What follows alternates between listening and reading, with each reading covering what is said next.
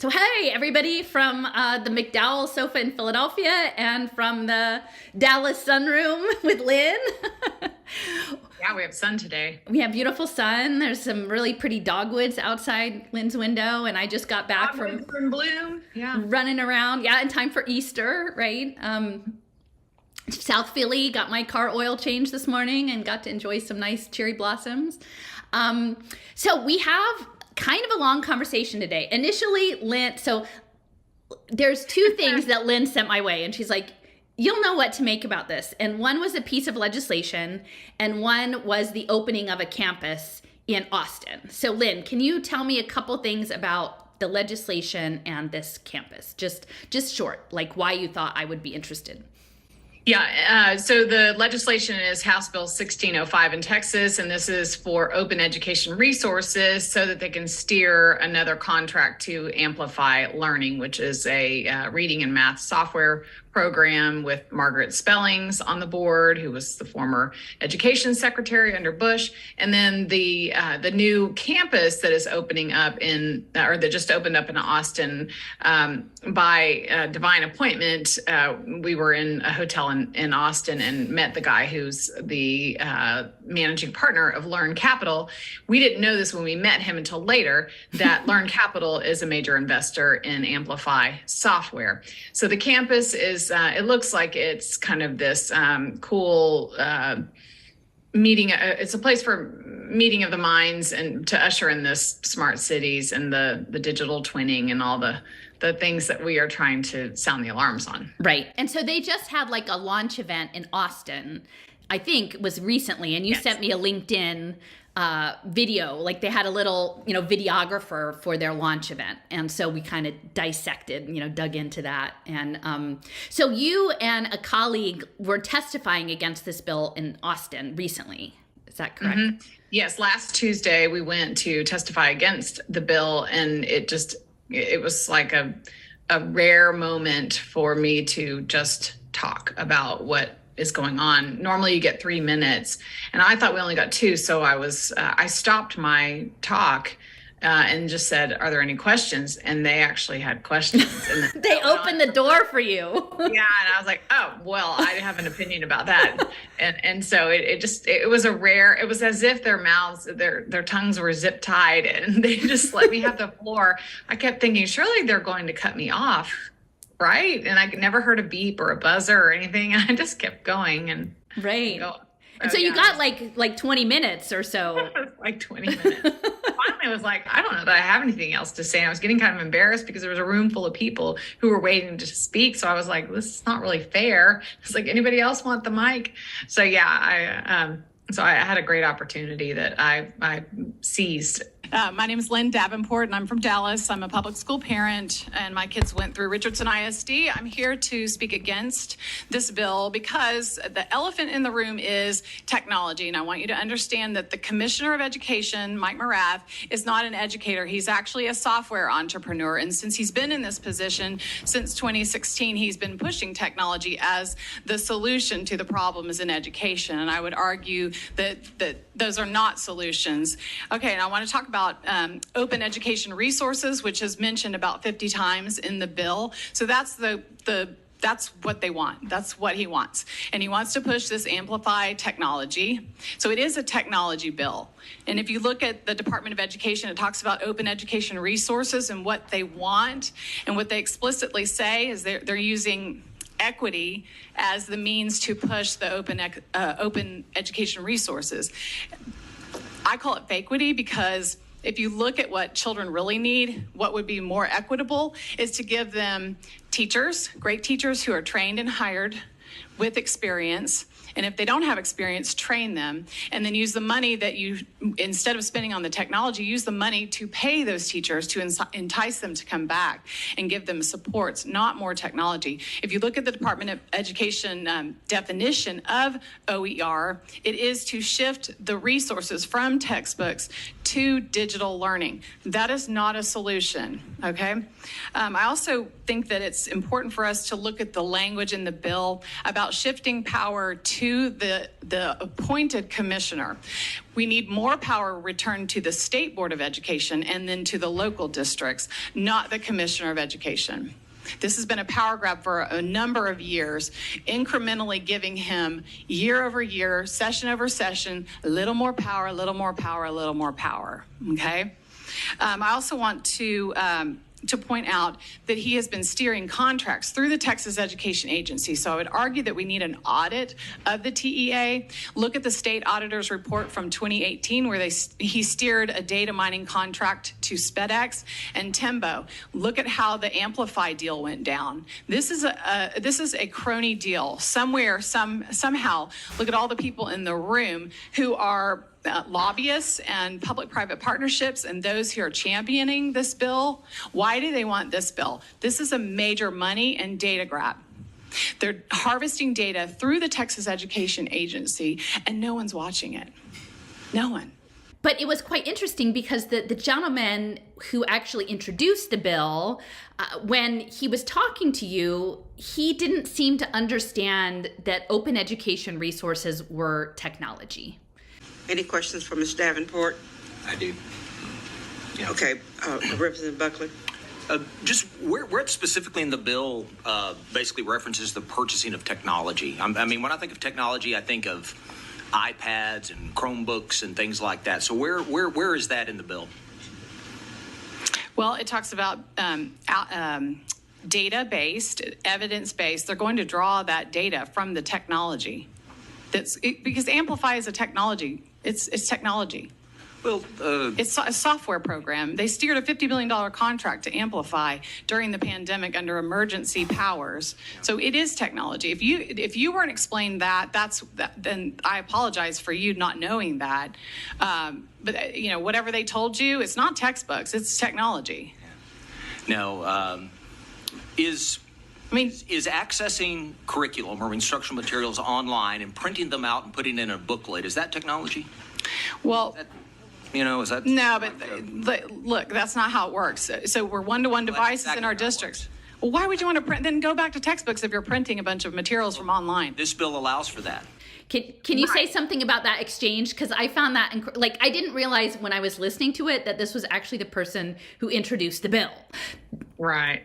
Yeah, because he's also the chair of the House Education Committee. So I didn't want to come across as condescending, but I also wanted him to know, I'm sorry if you didn't know that that's what you were putting forth by carrying this bill for the Commissioner of Education, because that's where it's coming from.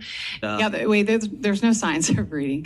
That is actually used as a tool to bring in more technology. They're using the reading wars, which all the issues we have in reading have been exacerbated by all the technology that's been piloted. You can go look at iStation, which was piloted after No Child Left Behind. That came in 2001, signed in 2002, 2003. We did a pilot. Houston, Dallas, Terrell, Fort Worth ISD, they all piloted iStation, which is reading response to intervention curriculum. And how are we doing in reading statewide? My district, more than half the kids don't read on grade level. I'm saying we need to, instead of spending all this money on technology, we did $10 million in refreshing iPads in Richardson ISD, where more than half of the kids don't read on grade level. This bill has nothing to do with iPads. How are they going to do the Amplify curriculum? On paper? Yes. A device. I've seen them do it on paper. Well, then you've been snowed. That's not what Morath wants to do. He wants technology devices. So I said, you think he was suggesting that, where in this bill does it say that this is on technology? And I said, well, I'm sorry if you didn't know that, but that's in a nutshell what the open education resources is. It's a way, and it even says on the Department of Education website, it says it's to shift resources from textbooks to technology devices. And it's supposed to save money because you have these accessible open resources. But we know that that's, as you will talk about later in this recording, is that this is something far bigger than what we even realized, or what I even realized. But I knew it was being driven by the commission commissioner who has, from the beginning, since he was appointed in 2016, our commissioner of education is a software entrepreneur. So he's been pushing these types of schemes since he got there. I want to acknowledge that this committee did identify with the commissioner here in our first meeting a desire to get the littles off the computers. And so we heard recently from the commissioner, I think that it was under third grade and under, it's harder for kids to focus when they're on, in concentration, it's harder when they're on the computer. So I do think that there is a shared acknowledgement that computers may not always be the answer. And so I just want to say, I think I hear you at least on that issue. You raise an interesting point that I would like to explore with the bill author and the agency, and that's about this data mining piece. That this is an issue that in the legislature we've tuned into this session. We have several other pieces of legislation we're considering on data mining, protecting people's right to privacy, and we know that for kids it's that much more important. And I don't know what the current state of the law is.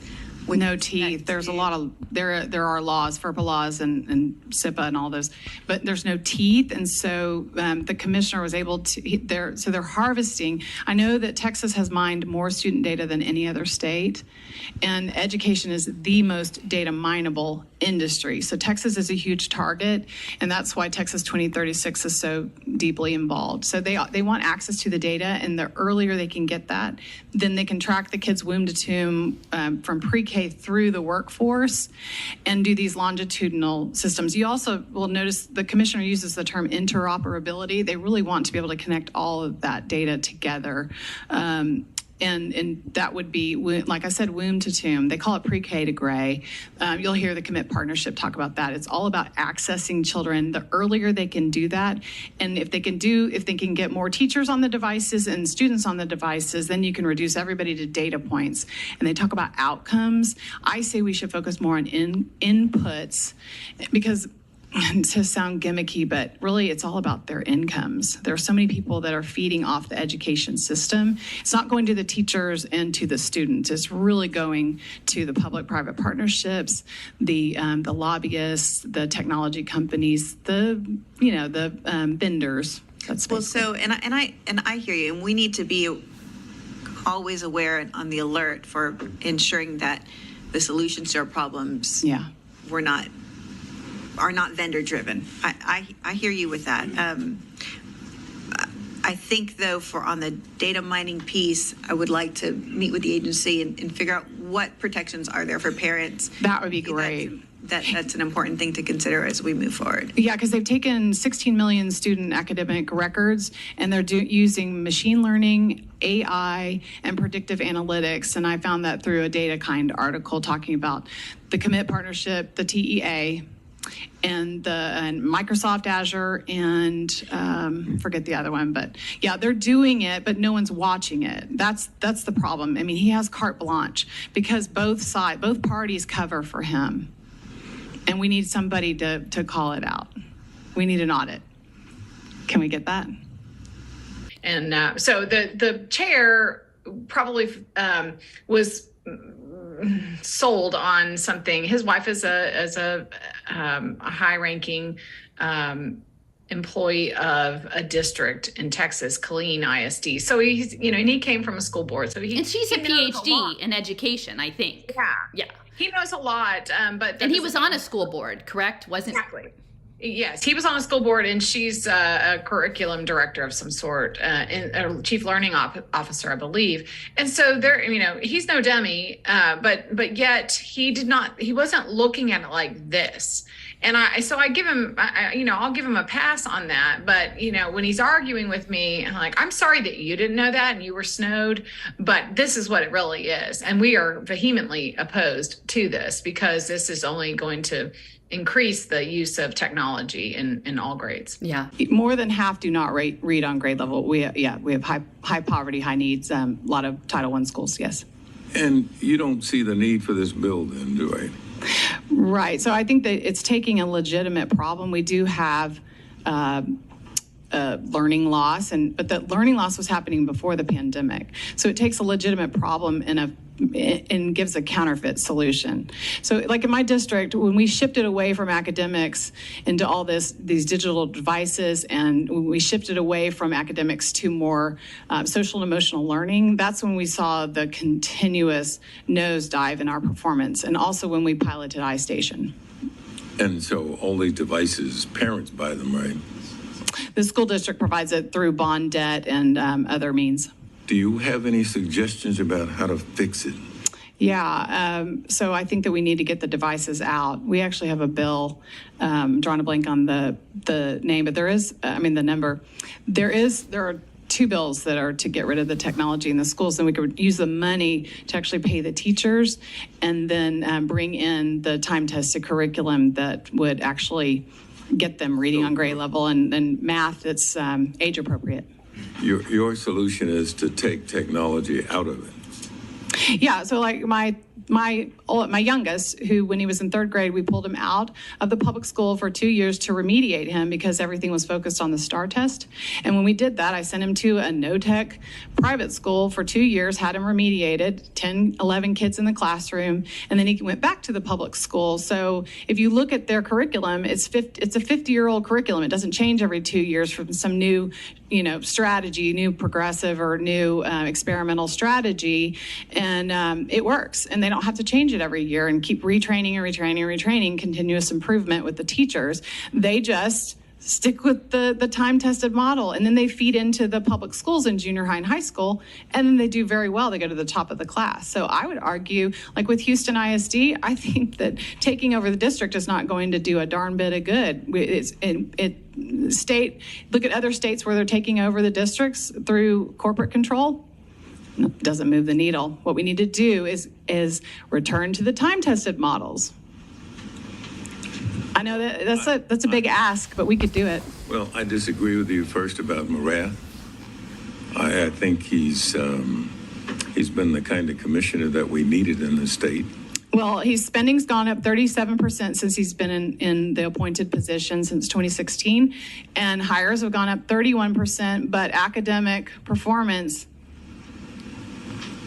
declined. So by all accounts, he would be fired if he was in a corporation. Well, for his performance. That's your opinion, and everybody's. It's not an opinion, that's just the facts. He's data-driven, so am I. About he ought to be fired. That's your opinion. Well, if you're not moving the needle after 6 years, yeah, I'd say he needs to go. Well, this bill, you don't think will help that? No, because we've already seen what Amplify has done. It's already been rolled out in some of the districts, and it hasn't moved the needle.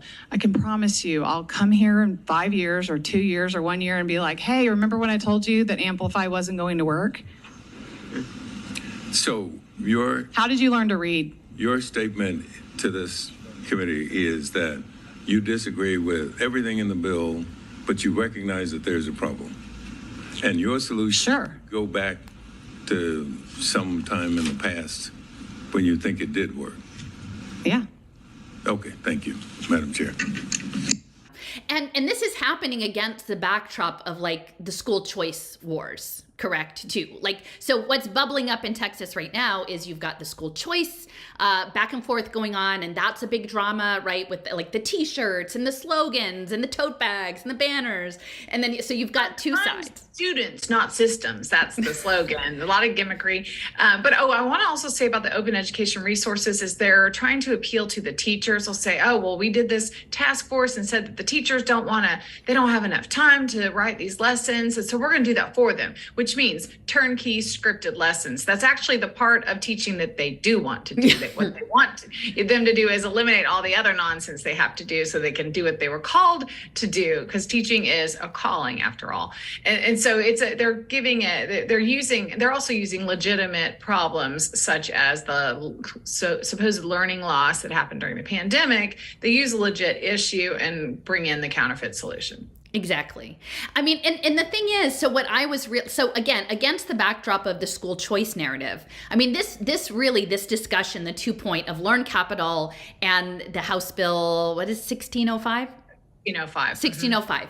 So it gave me a chance to, like, with all my new lenses, you know, that I've been developing since all of the lockdowns, to go back to these my early roots in looking at, like, XAPI technology and metadata on educational resources and hybrid learning and personalized learning and AI, and how this all came out of the defense military, you know, department, to revisit that. Because while they want us fighting the school choice narrative, they don't actually want us parents, whether you're in public school, a charter school, a private school, a parochial school, a home school, to realize that these digital modules, which are, it is open education resources, date to the late 1990s and are global.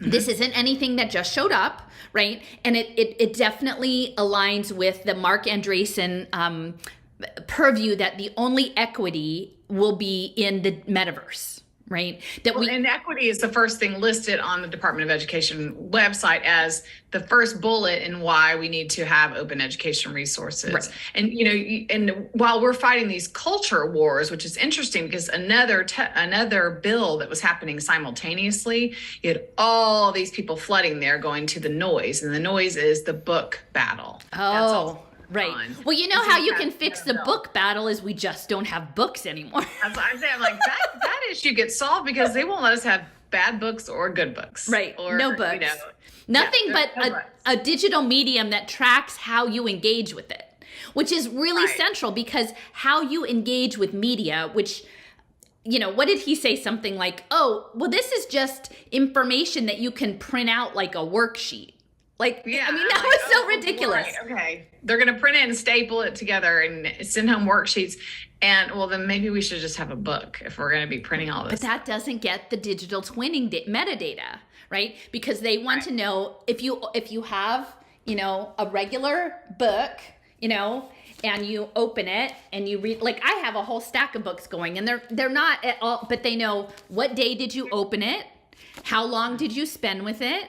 How many pages? No eye tracking. Right? All of that. If you just have a book and you're not reading it online like I do sometimes, it doesn't know that. It doesn't know that about you. It can't say, okay, here's the library that is informing their worldview, right? How do we engineer their archetype so that we can have the widget that we're going to need in 15 years, so that we can program that widget to be the widget that we want. It's much harder to do with an open library of physical books than it is a playlist of metadata tagged digital media. Right. Yeah. And that's the thing. If I went there and said that, they would look at me with like I had two heads. But essentially, that is what people need to understand. So it's not just the screen addiction, the problems with technology. There's something under the surface that's and the privacy, because that's all going to go in your Learn Card wallet. Right. And they'll say, well, you can build up your own human capital as like you can be an asset in the global digital economy, right? Like, if you want to be really good, like, you shouldn't read fiction, for goodness sakes, and have an imagination. You should be reading about coding. You should be reading about finance. You should be reading about technical skills, advanced manufacturing, because essentially, if all of this is going into your digital wallet, like, you want to build up, like, oh my gosh, like, you read books about dragons, you know, or you read books about, like, imaginary worlds. Well, that's not getting you anywhere in extended reality, human capital futures trading, right? You're going to go to the bottom. Like, people like me, like art, history, and historic landscape. Yeah, we have no use for you. No, because then you actually have synthetic thinking. You want siloed stuff, so that the metadata, and they'll say, oh, you have all of your ability to, control your data. That's what they want us to ask, to be a commodity, so that we can control our data. But that means that essentially we still are self-curating ourselves. Like, when I had kind of a tussle with somebody in the chat the other day about homeschooling, because these modules that are OER, open educational resources, are going to show up in all the different schools, even homeschool. In fact, there were a bunch of people in the audience who I kind of called out, but one of them was the chief of staff for this commission where they were doing the metaverse, the virtual learning through the state, which is a whole other bill. We need to return to time-tested ways of learning. And I want the legislature to get behind that. We could solve this in 3 weeks if we got on the same page on this. But instead, we've got vendors. I mean, hey, look at who's pushing this. The lobbyists pushing this. There's a whole coalition. I can't remember the name of it. But you got Texas 2036. They're all about data. You've got the Commit Partnership. They're in the room. What can we do? Return to textbooks. Pay the teachers with the money saved on technology. Can we do that? And they were all in that room. So I knew that was significant for this Amplify bill to pass, because they're going to be using that for the online charter schools and the virtual learning, which will also come through that. We have that class wallet. It'll be some sort of digital wallet, a blockchain wallet. Yeah. And that will be tied to, once they get the school choice vouchers passed, that it's all going to be part of that, funding students, not systems. And the students will get the funding through their digital wallet. Yeah. And so that's all of this hybrid learning. And for a lot of the students, especially with work-based learning, they're going to be sending people out into the community, right? Because in you can only get so much data interfacing with videos and online books. What they really are also going to want next is the social emotional part. Like, what kind of archetype are you in relation to others? Are you the strong leader? Are you the quiet leader? Are you the follower? Are you the organizer? Are you the person who always does all the assignments in the background? They're going to have all of these types. And so if they send kids into, if it's work-based environments or even project-based in alternative settings like libraries or maker spaces or sports or community theater, they're going to be acquiring badges through their vouchers. And all of those opportunities to interface with others are going to land in the badge space, which OER is also about the digital badging. Oh, okay. So that also ties in with the Cities of Learning, the LRNG, which we've done shows on that before too. Exactly. And so the thing is, this has been coming for over 20 years. Slow. It's MacArthur, it's Mozilla, it's Collective Shift, it's LRNG, it's the City of Learning, right? It's the, what is the Dallas out of school time? It's all this out of school time learning. Big Thought is the one that, and it's funny, the Big Thought CEO, he was listed on our commissioner's application to the state. He and Todd Williams of Commit, they're listed as references. Right, because the kids are agents in the simulation.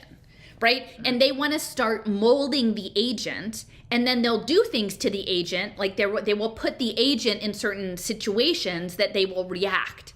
And then based on that reaction information, whether it be biometric, through a wearable, through your, the Heckman equation for the little kids, right? Up to third grade, the third grade reading scores. Oh, we can't change IQ. We have a hard time with cognitive to go up and down for the market trading of these derivatives about debt products tied to literacy or early childhood education, but we can change, bingo, character. Right? And then that's where we have the social emotional learning and the culture wars around CRT, is that like the ethnic studies, the critical race theory, the social emotional learning data, they are going to put children into environments, whether they be, especially digital environments, where they're going to be monitored to whether or not they have the proper reaction according to some sort of set of optimization metrics of how you are supposed to respond. And so it's frustrating because as someone who leans more on the left, and I know we're sort of outside this paradigm now, but the conservatives do have a point about programming children. But what I'm saying is, ultimately, the question should be, should we be using digital media to program children at all, versus I don't like that the children who are contained within a public education system are being programmed in a way I disagree with. So then the question is, if you got to program the children the way you agree with, would that be okay? Well, and I would argue, and there are conservatives who have ushered in legislation that they're thinking, oh, well, kids aren't displaying, good behavior. And so we need to mandate these standards for character traits. So they are actually requiring, and they're scoring government determined character traits, and that's coming from the right. So it's interesting, that debate, because I think those who have stepped outside of this left right paradigm, then we realize, okay, this is something else that's going on here, and they're just answering the call, and they're doing what they think, but they're being nudged into doing that. Right. And a lot of these OER, they're not going to be like books or printed out worksheets. They're going to be, you engage in a video, or you engage, and I'll talk about this later, in a virtual reality simulation, in an augmented reality simulation. And then it's getting the feedback on you. And so if you imagine the way it works with a social media feed or a digital video feed where you watch, or a Netflix feed, because Reed Hastings is actually in this queue of these slides.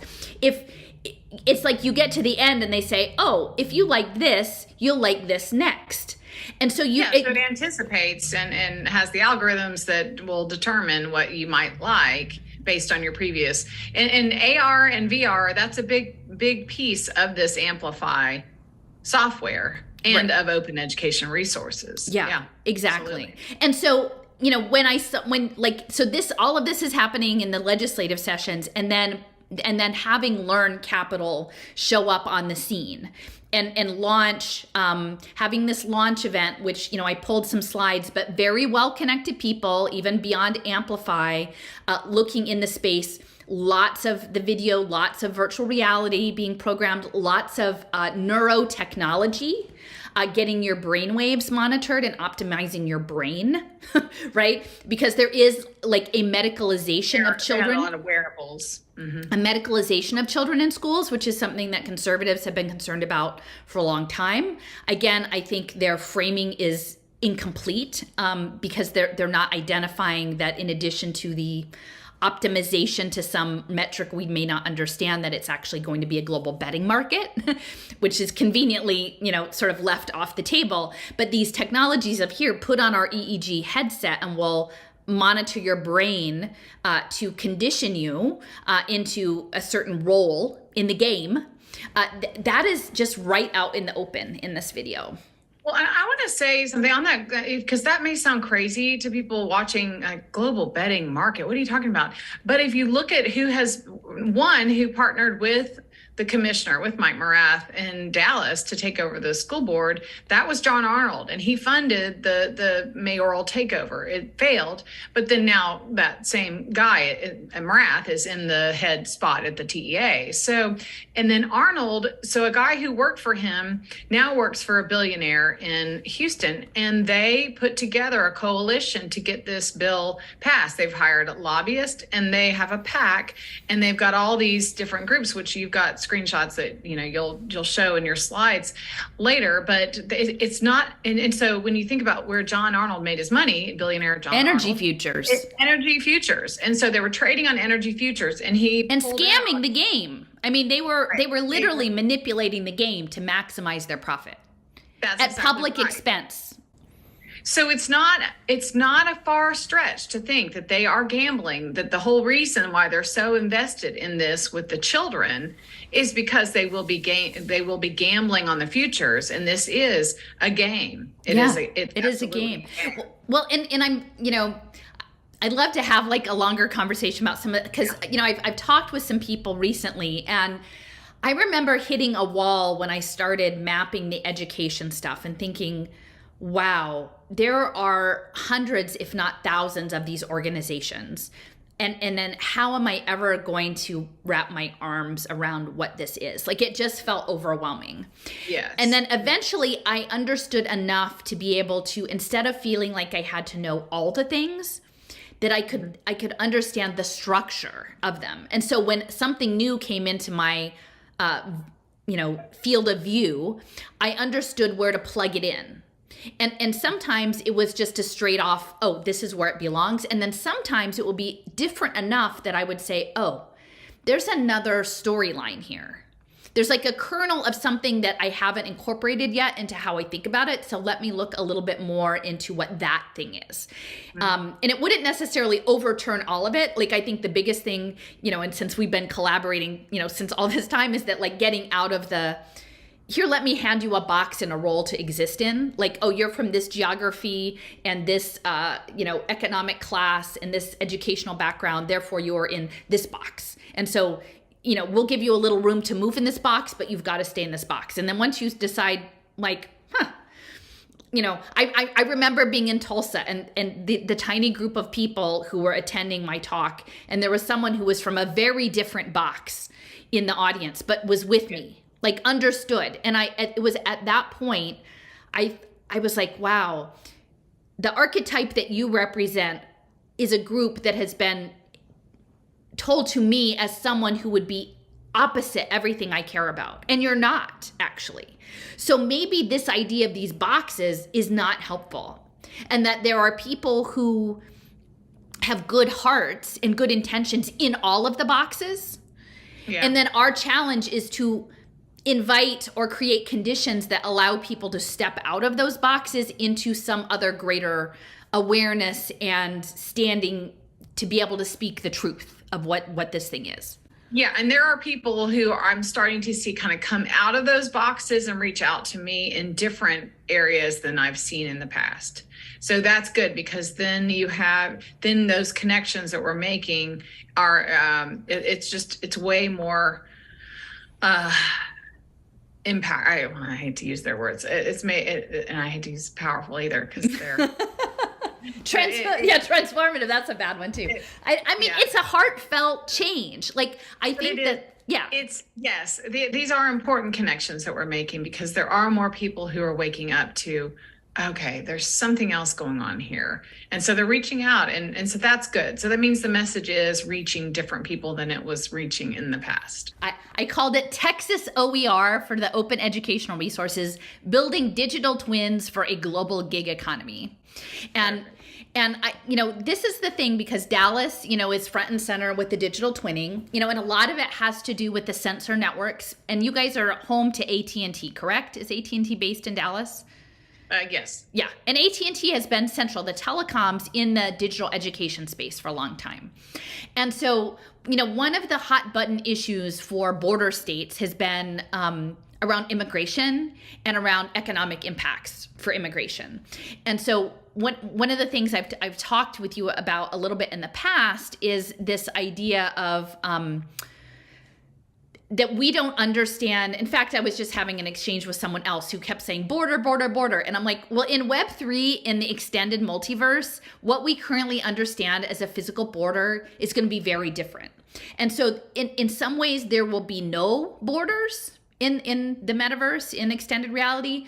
But in other ways, there will be infinite borders that can change in real time, because that is the geolocation data. So your rights and privileges of mobility or action, depending on where you are located and what your digital twin status is, will lock and unlock privileges that we used to imagine accrue to you by being a citizen of a certain nation state.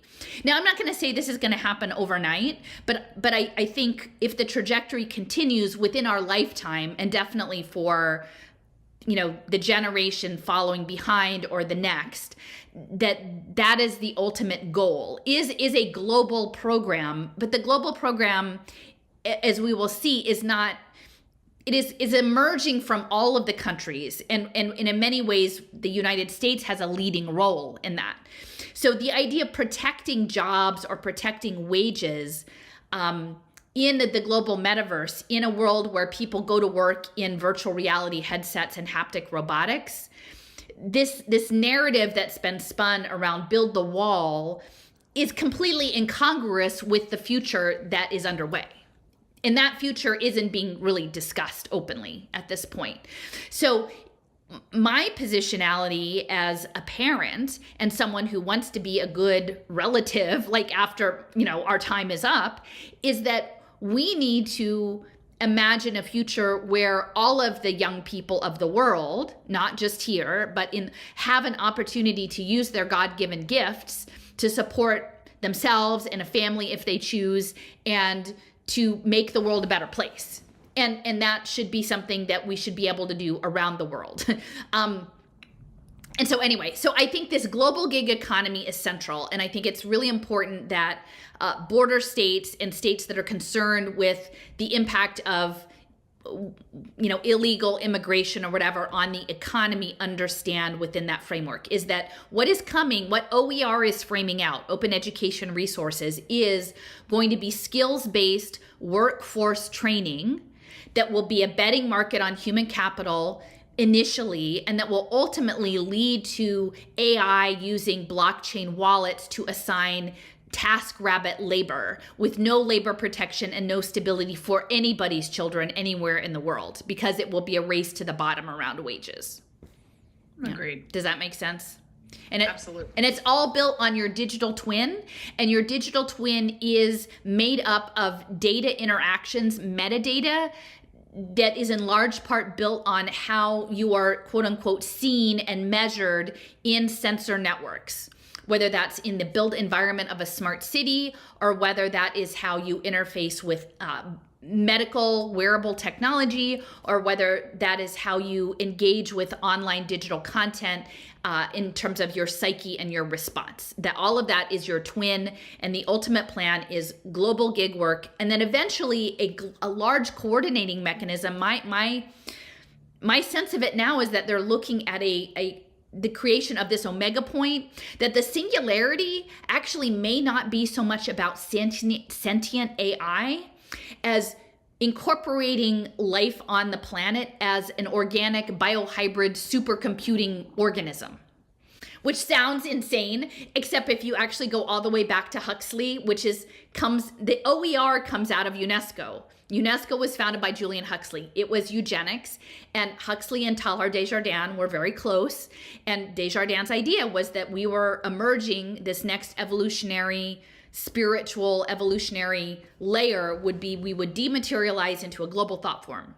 So it is actually very consistent from the 1940s that it sounds crazy. I never thought, Lynn, when we first started fighting testing, that this is what it was, but anyway, so somehow we're here. We're here.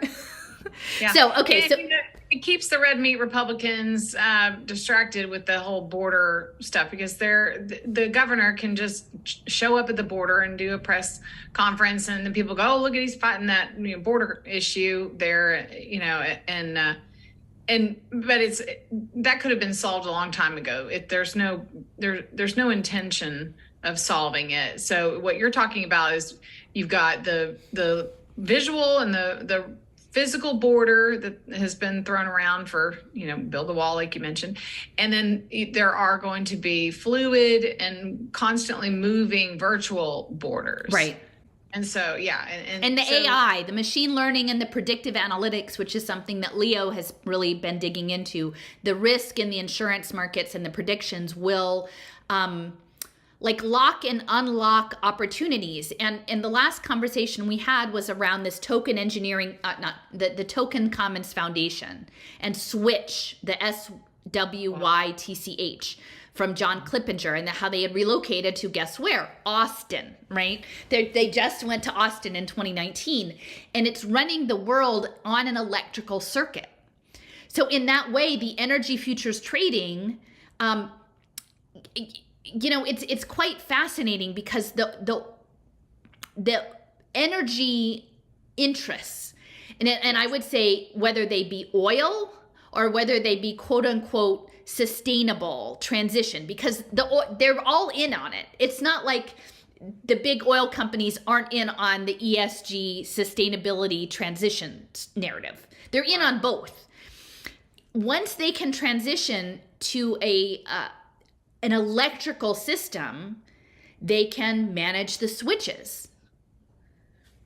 Now, I'm not saying I'm a big fan of big oil or, nothing of the case, but that model is less controllable. I mean, it certainly, there are control metrics on it, but it has less granularity, because you're just dealing in global oil prices, barrels of oil, than literally smart cities with smart sensor networks, with smart houses, which ultimately us having bio-nanotechnology with turning us, because we're already electrical water-based beings, but with outside switches installed in us at every level going up. And that's kind of amazing to me to think about, but that's why I think Dallas and Texas are so big, because you guys are the energy center of the US, and the US is, you know, a leader in all this stuff.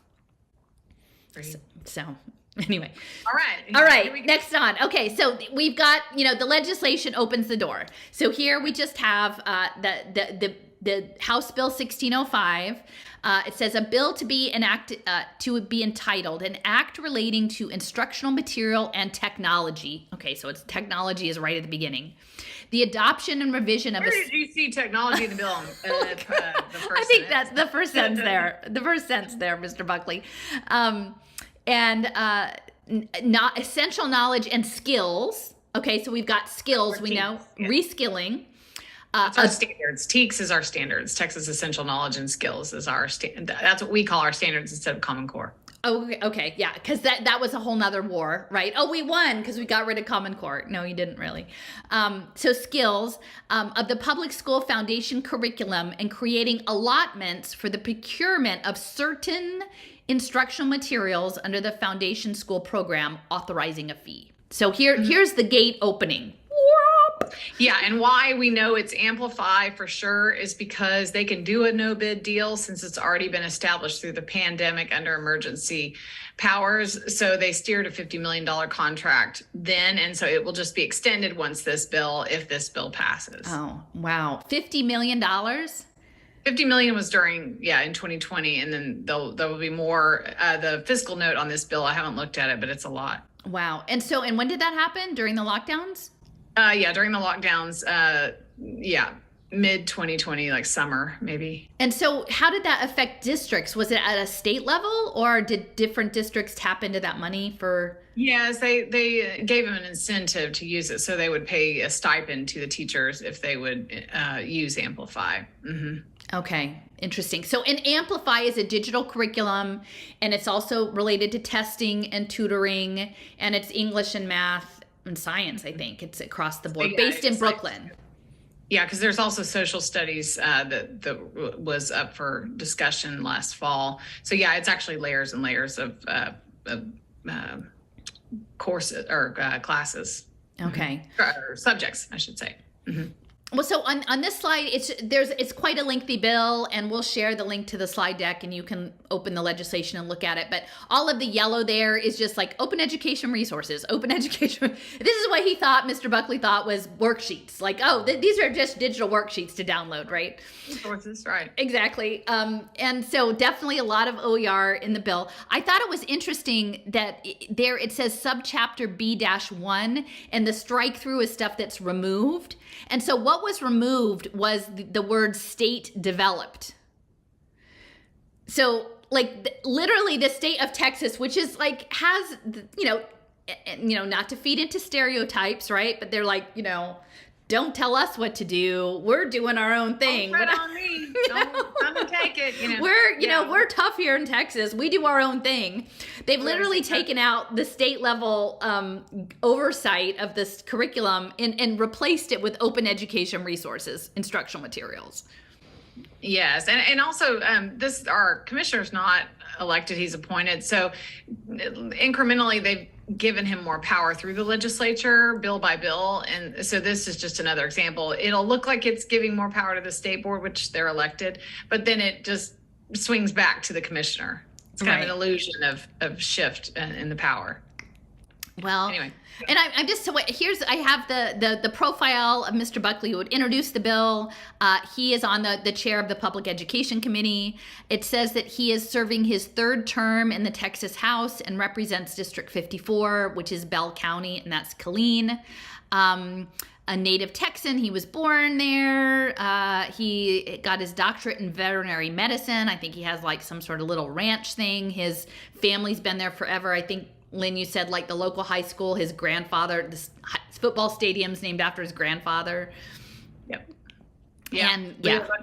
His His grandpa, yeah. So he played football there. So, I mean, yeah, you can see, we're meeting with him. I'm actually going to Austin. We're going to meet with him at some point, I think, or at least some people in our organization. So I'm hoping that we can continue to appeal to him. Yeah. And I mean, not to, but just for his background, like he has quite a bit of higher education, like in veterinary, but he was on the school board. His wife, Dr. Susan Buckley, she's described as a career educator and serves as an assistant superintendent for secondary schools in the Killeen Independent School District. So it's not like these people are uninformed around education. They've been involved in it for quite some time.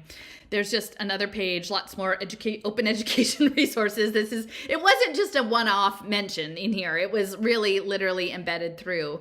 And drink every time you see OER. Here we go. Woo. It's just water, but still, it's a lot. And so I will say I was kind of excited initially when we were talking, Lynn, and I'm like, I won't make slides. We'll just have a little short conversation up front.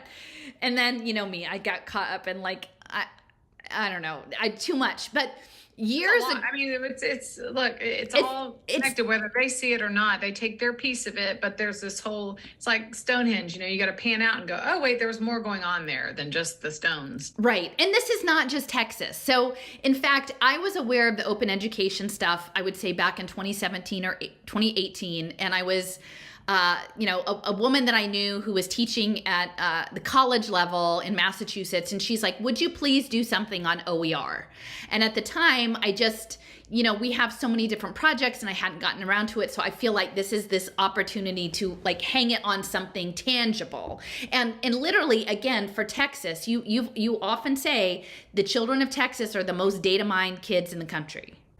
And they declared that in one of the hearings for the Next Generation Assessments Committee hearing. So they said it. Texas has mined more student data than any other state. And you and I know from KnowledgeWorks or Newton, it was the Datapalooza, they said education is the most data mineable industry. And Texas educates 1/10 of America's kids. So you can see how Texas would be a prime target. Yeah. And it's a big economy. So it's like Texas and California have the most kids and they also have the most, kids of color. I mean, there's a lot of, especially like English as a second language is a huge piece of the Pay for Success pie. And so we get 80,000 new children immigrants that come a year, which is a lot in the public schools. 80,000 is a lot. So if you imagine that as a quote unquote human capital improvement project for hedge funds to get this data, and a lot of the data mining is happening out of UT Austin. And oh gosh, what was the name of the supercomputing center? I'm always like forgetting that. JJ Pickle. Yeah. So they've been doing this for a really, really long time. And the people connected, Resta, I think it was the guy's name at UT Austin. He was connected to the NLET, the National Laboratory for Educational Transformation, which bridges to California because there is this dyad to California, Texas. And so they do the predictive modeling out in Austin, but it feeds into this larger national, if not global network. So, well, and the Utah thing, you remember when I was talking about that virtual learning commission, they brought in that former legislator, Stevenson, and he came from Utah and he was talking about the technology and cited, he used a reference of that book of Dustin Houston, who was saying, of the World Computer Institute. And he was saying, well, it'd be great when every child can have a device and nothing stands between that device and the child. And it would be the best counselor. And it was like all these creepy things. And that was who he was citing examples from. Yeah. Wow.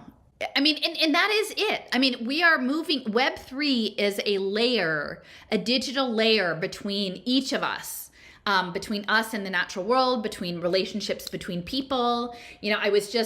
Someone had a comment on my blog who was in agriculture saying that like John Deere, the tractors are now doing remote sensing and they're trying to like turn farming into data. And I said, what they're doing to the farmers is what they did to the teachers, right? Wow. Teachers, you don't actually want to deal with the kids. They're like germy, messy kids. Like put the children on a device and then you can manage them as a data dashboard, right? And that's what they say to the farmers now. Oh, you don't want to put your hands in the soil, do you? Oh my gosh, why don't you let the drones and the robots manage the plants, and then you'll just get their data and you can manage it on a dashboard. And so this model of distancing life from itself and using the intermediary to create the twin that's used for the modeling for global financial markets and cybernetic coordination, people don't understand that background. They're just like all the teachers, right? They're miserable, most of them, because they don't want to be doing what they're doing, but they don't understand why it has to be this way. And for years, I didn't understand why it had to be that way. But once you can see incrementally, so bill by bill, they've locked it in place to get to this point. So it couldn't happen overnight. It had to happen in a series of events because it had to be chipping away that power and the way that education was given to the children and the teachers, distributed. It's all that has to be co-opted. Exactly. And so I was curious because I hadn't actually looked into, I knew that OER was global, but I didn't really have the time frame.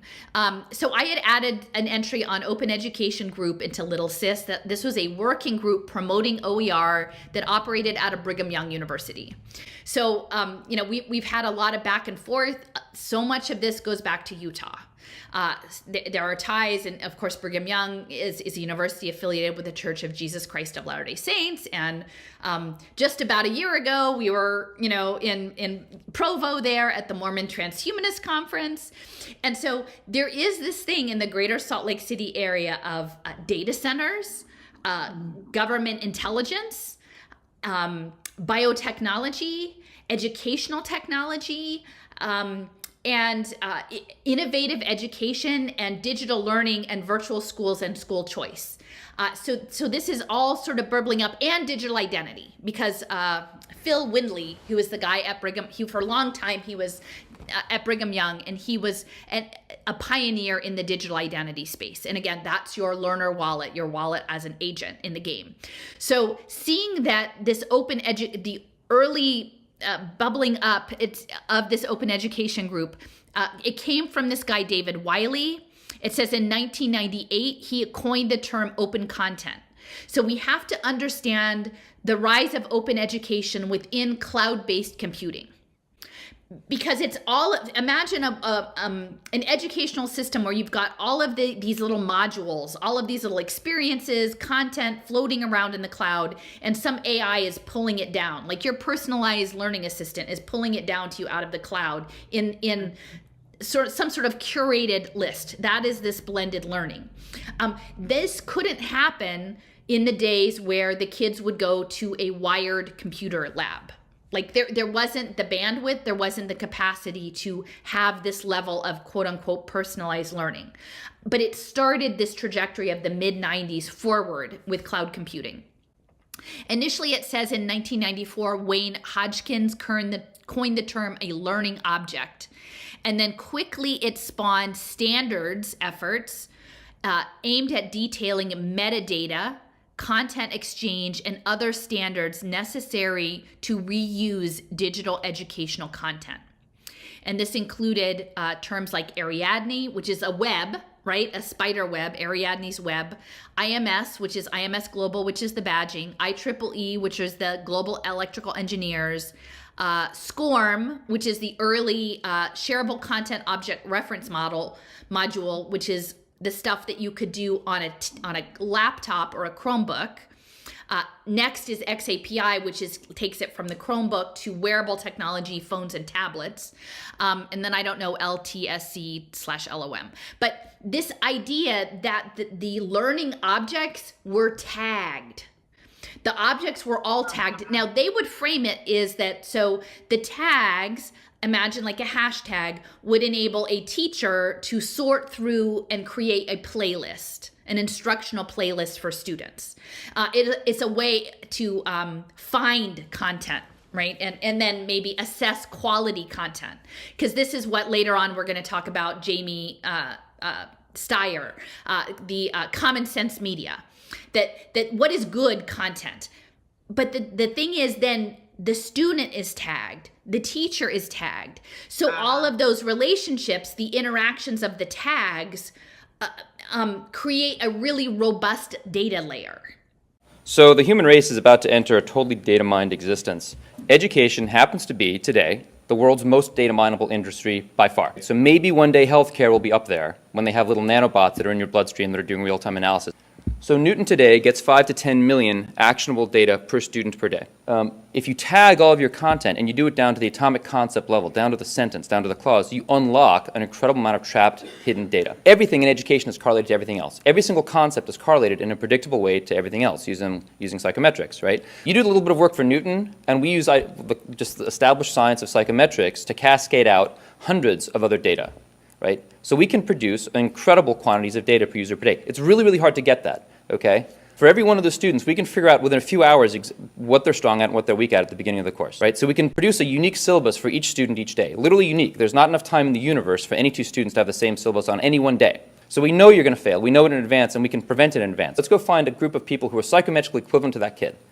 They learn the same ways, they have the same learning styles, they know the same stuff, because Newton can figure out things like you learn math best in the morning between 8:40 and 9:13 a.m. You learn science best in 42-minute bite sizes. The 44-minute mark, your click rate always begins to decline. You start missing questions you normally get right. You learn social studies best with video clips, or 22% video to 78% text, or whatever your optimal cocktail of bundle. We literally have more data about our students than any company has about anybody else, about anything. This is a course at ASU. They had to change their semester structure into a modular semester structure because we were suddenly telling them things like, if you give this woman here the final right now, she'll get an A. It's only 14 days into the course. I promise you she'll get an A. Like, all look like fleas, but that's all an individual learning path. Notice that some of them are going really fast, some of them are going really slow. You know, you can look at some of those students and think, boy, that poor schmuck is really in a lot of trouble. So where we think we're going with this, talk about it kind of as a joke, but it really should work, is like a food diary. You know, you tell us what you had for breakfast every morning at the beginning of the semester. By the end of the semester, we should be able to tell you what you had for breakfast, because you always do better on the days you have scrambled eggs. And more importantly, we should be able to tell you what you should have for breakfast.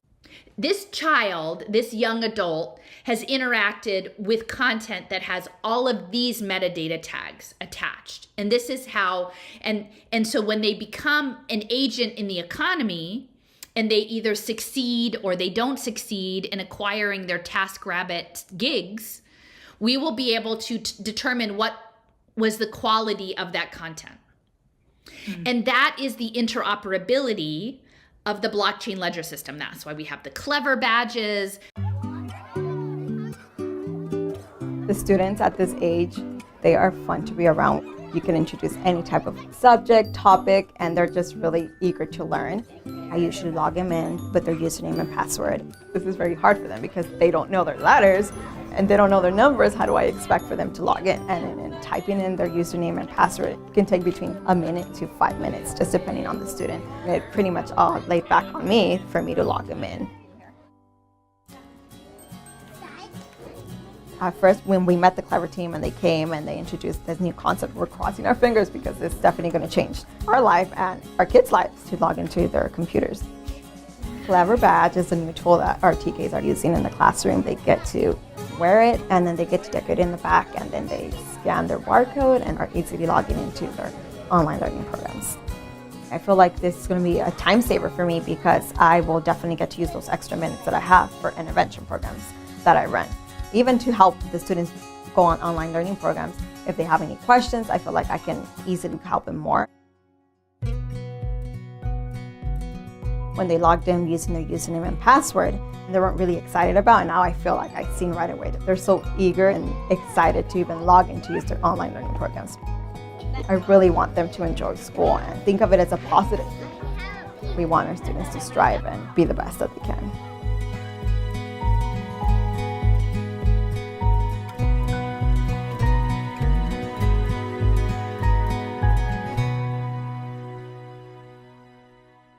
That's why we have to have the learner wallets, because this isn't just for immediate. This is, you're going to be tagged. Remember, Cardano, right? Hoskinson. We're going to start tagging you in pre-K, in Head Start.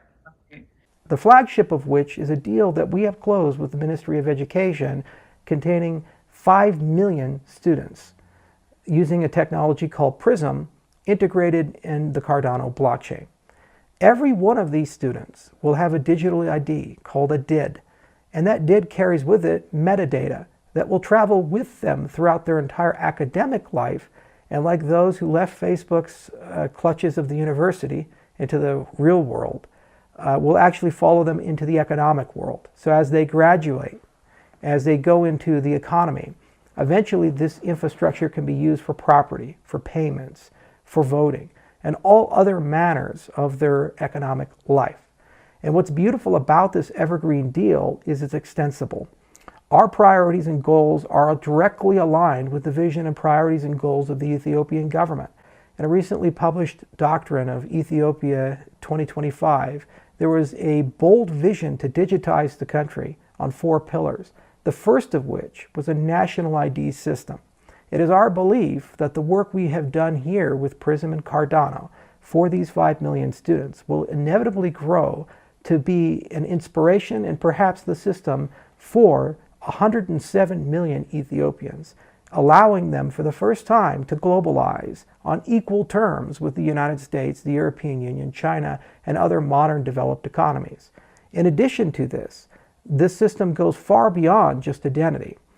Our belief is that it can be used to help people procure jobs, to help people prove their skills, because the system can verify credentials, the system can verify certificates, the system can be used for a litany of activities which are required for people to understand who are credible actors to deal with and who have earned the right to have a job.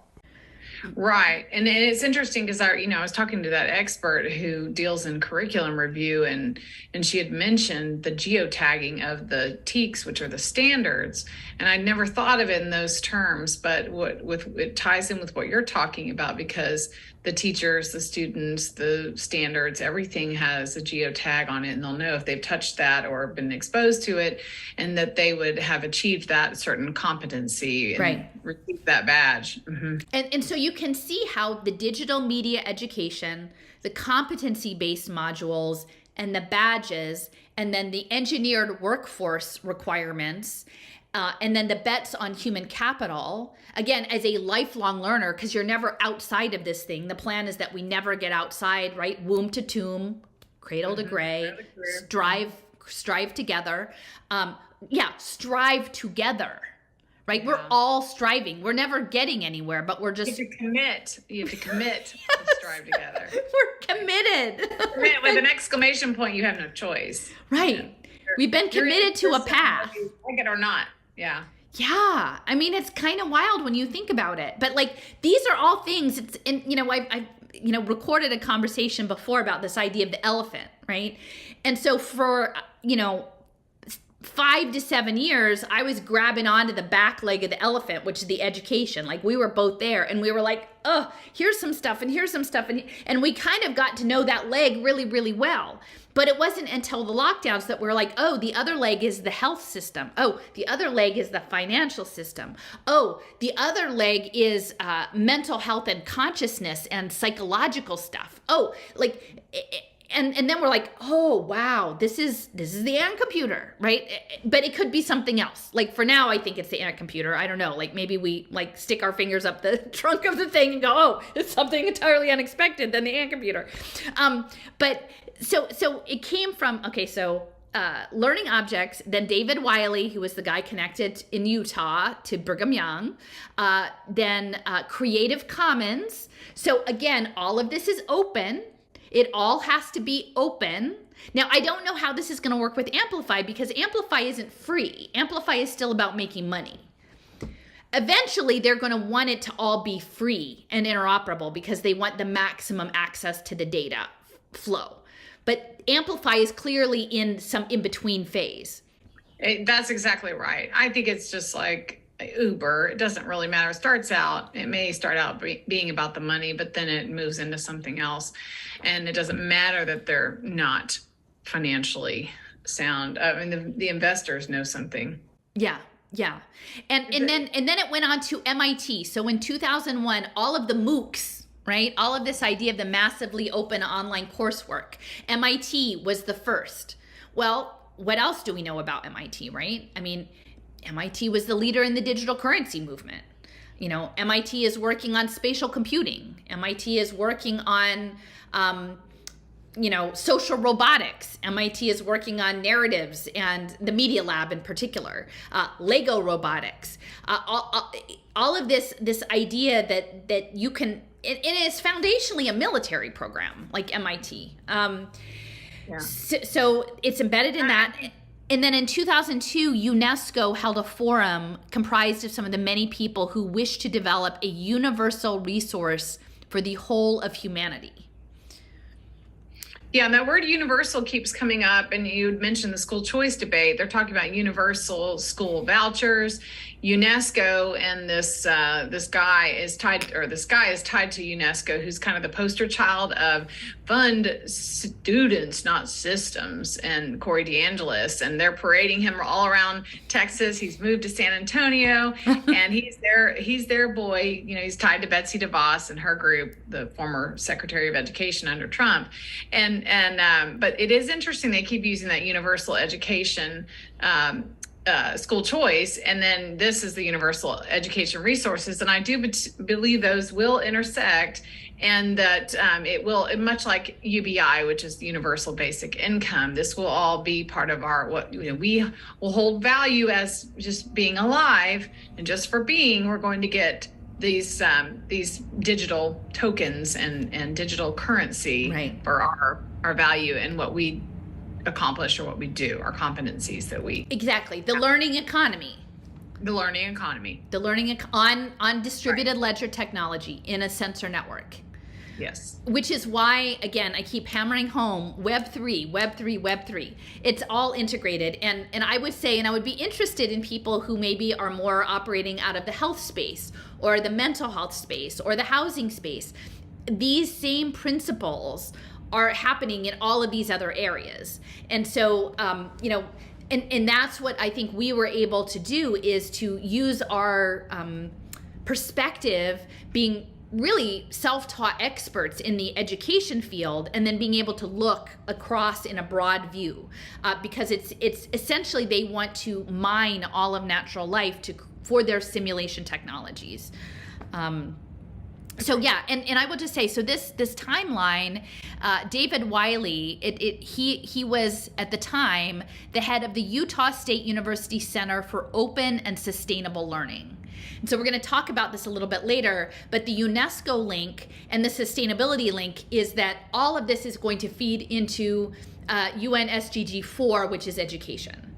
And which is why I wanted to spend so much time on this today with you, is because, again, your experience in Austin in being in front, speaking truth to power in that way, you and Mary are doing a profound service, not just for the families of Texas, but this is a global program. I just had someone reaching out to me from Czech Republic saying, hey, I don't know formative assessments. And I said, listen, this student independent learning, students in charge of their learning are setting up this program. The playlist proficiency-based education of managing people through cybernetic feedback loops of playlists. And they're framing it as, choice and independence and whatever, and it's anything but, because people aren't getting the whole story. Yeah, and I think I think with the cybernetic piece, and it's taken me a while to understand that cybernetic and mimetic agenda, which it resonates with people when you hear it over and over again, like fund students, not system. They use a marketing campaign, and when they started calling it parent empowerment, then people latched onto it more than if you just call it a voucher or ESA or, Think about power, though, Lynn. Hmm? It's energy. Right. It's power. Right. It's an energy system. Empowerment. They actually want the parents to unknowingly agree to consent to offer their children into this anti-life program. That's right. And parental bill of rights. Well, these are things that we already have that we don't get from the state or from the government, but yet they're telling us, look, you can have these rights. We're going to give them to you. Yeah, it's very effective because people latch on to that. And so the cybernetics just being controlled in the way that it is directing behavior. It's fascinating. I didn't fully understand cybernetics. I mean, you've said it a million times, but I'm watching it in real time, seeing cybernetic controls of people who would say, "Oh no, I can't be controlled. Don't tread on me," but yet they're taking the bait. Yeah, because they have a certain story. They know which buttons to push to get people in a reactive state to agree. And I mentioned that billionaire and why he put together that team. He doesn't, because he's being fed we got to get rid of that CRT and that awful stuff in the schools and the woke stuff. And so he thinks, well, this is how I can use my money to help get this curriculum built, because this is good curriculum and we want to help the 5.5 million children in Texas. At least that's what he says. Now, I don't know what it's really, you never know a person's heart. But that's what he says. I think he takes the bait on all the culture wars and the narrative. Exactly. The story. So I'll just mention David Wiley went on to found a group called Lumen Learning, Lumen, which was based out of Portland. So I feel like Lumen, again, is light. I think that there is something about this sort of biocomputing and biophotonics and energy systems that is relating to that. And again, the greater Portland area is home to Intel, and Intel is really central on the blockchain, the Web3 technologies, the supercomputing. This organization was funded by HASTAC, the Humanities, Arts, Sciences, and Technology Alliance and Collaboratory. And for a long time, that was based in Duke University. Now, I will say also, Duke is home to many things. It was linked to David Gergen, was a longtime trustee, and he was connected to America Forward and Human Capital, Social Finance. Blue Devils. Yeah, Duke also has a big social entrepreneurship space, is big in the humanitarian aid space. But interestingly enough, going back to the 1930s, Duke had one of the earliest parapsychology labs with J.B. Rhine. And increasingly, I feel like if you listen to what the Web3 venture capitalists are saying, they often say things like, we want to give you superpowers. Think about the importance of the printing press. Think about the importance of writing, of language. Those structures radically altered the future of our species, of life on this planet, of our entire history. So in the last 80 years, computing has transformed our species. Superpowers now sit on our pockets, they sit on our desktops, they sit integrated in a vast array around the world. Decade over decade, there's been this tremendous, relentless improvement. Billions of humans and trillions of computers now work deeply integrated.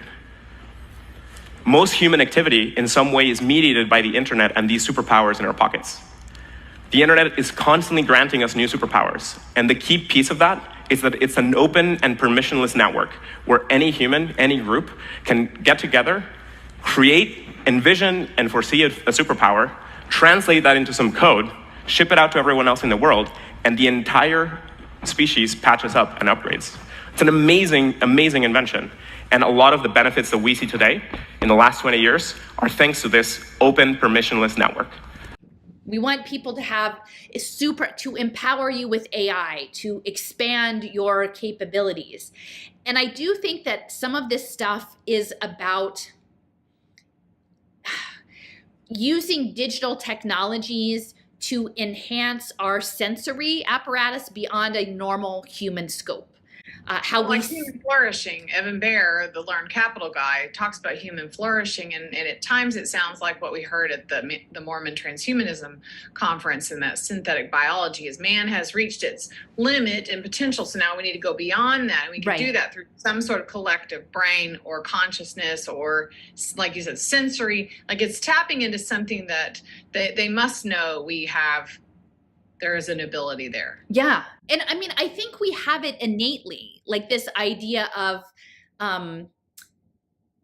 sensing beyond, like our intuition, right? Like, you often will send me things like, I don't know, Allison, there's something about this, fill in the blank, that like my spidey senses are, there is something here. I don't know what it is yet. Let me show it to you and see what you think. And then eventually, maybe a year later, We have that already, but they're trying to like insert their little biotech in between there.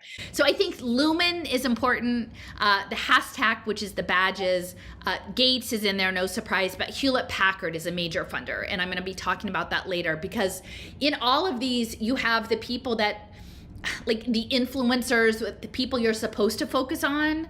Like when everyone in the last number of years was like, Gates, Gates, Gates. And I'm like, well, I think you should give equal time to Michael Bloomberg, because he actually may be more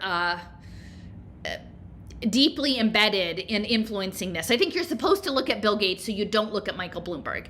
I feel like in some ways you're supposed to look at the Gates Foundation so no one talks about the William and Flora Hewlett Foundation. I mean, how many people in the ed tech space or the education activism or any of this stuff talk about HP? And they don't, but it's actually really important. So okay, so moving on. So we're going to do a little bit. We talked about Amplify and Margaret Spellings.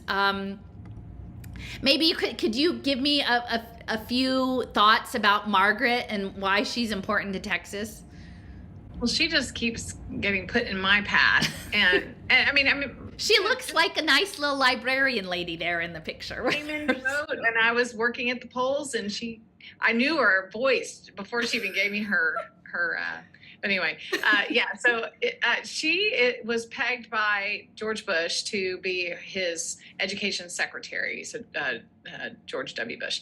And so they're all in Dallas, and she lives in Dallas, and she's head of this Texas 2036. She left her role as the chancellor of UNC North Carolina. She was there for a few years and then came back to Texas. Now, can I say just one sec, like the UNC system, just for context, because I'm always sort of thinking like, a lot of drama there. I know that much. But North Carolina is the center of the research triangle, right? So Raleigh, Durham, Cary, a lot of gaming systems. Interesting. A lot of Epic Games is based in North Carolina, but it's also interfaced with a lot of military technology, which I wasn't like. There's a lot of military bases in North Carolina, but I wasn't aware at the stuff in Raleigh.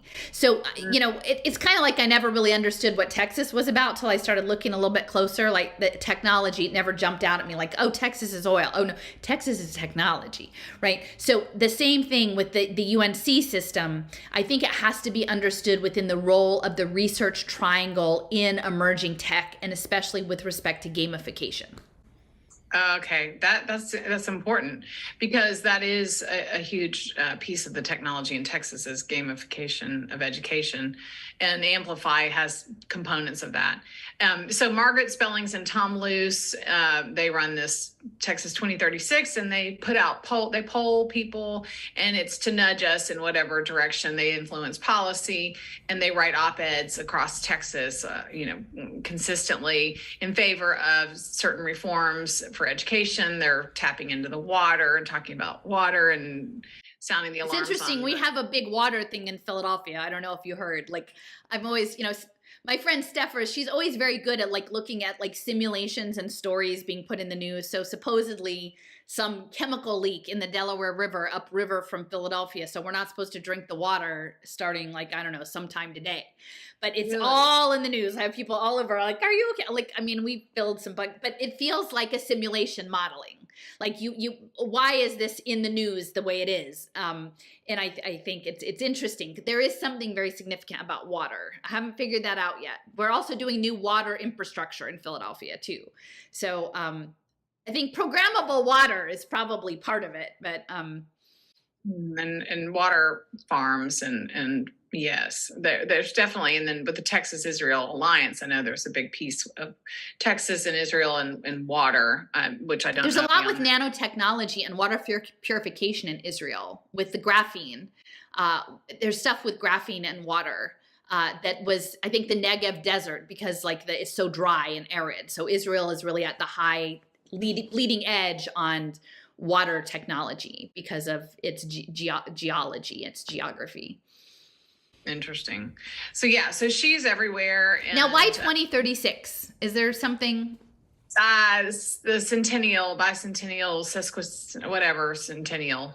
Okay. that's the number, because Texas was established in whatever 6. I don't even know what year it was. Well, and here it says the state of readiness. Now, and again, something that I've been thinking about a lot more lately is electrical engineering and the state.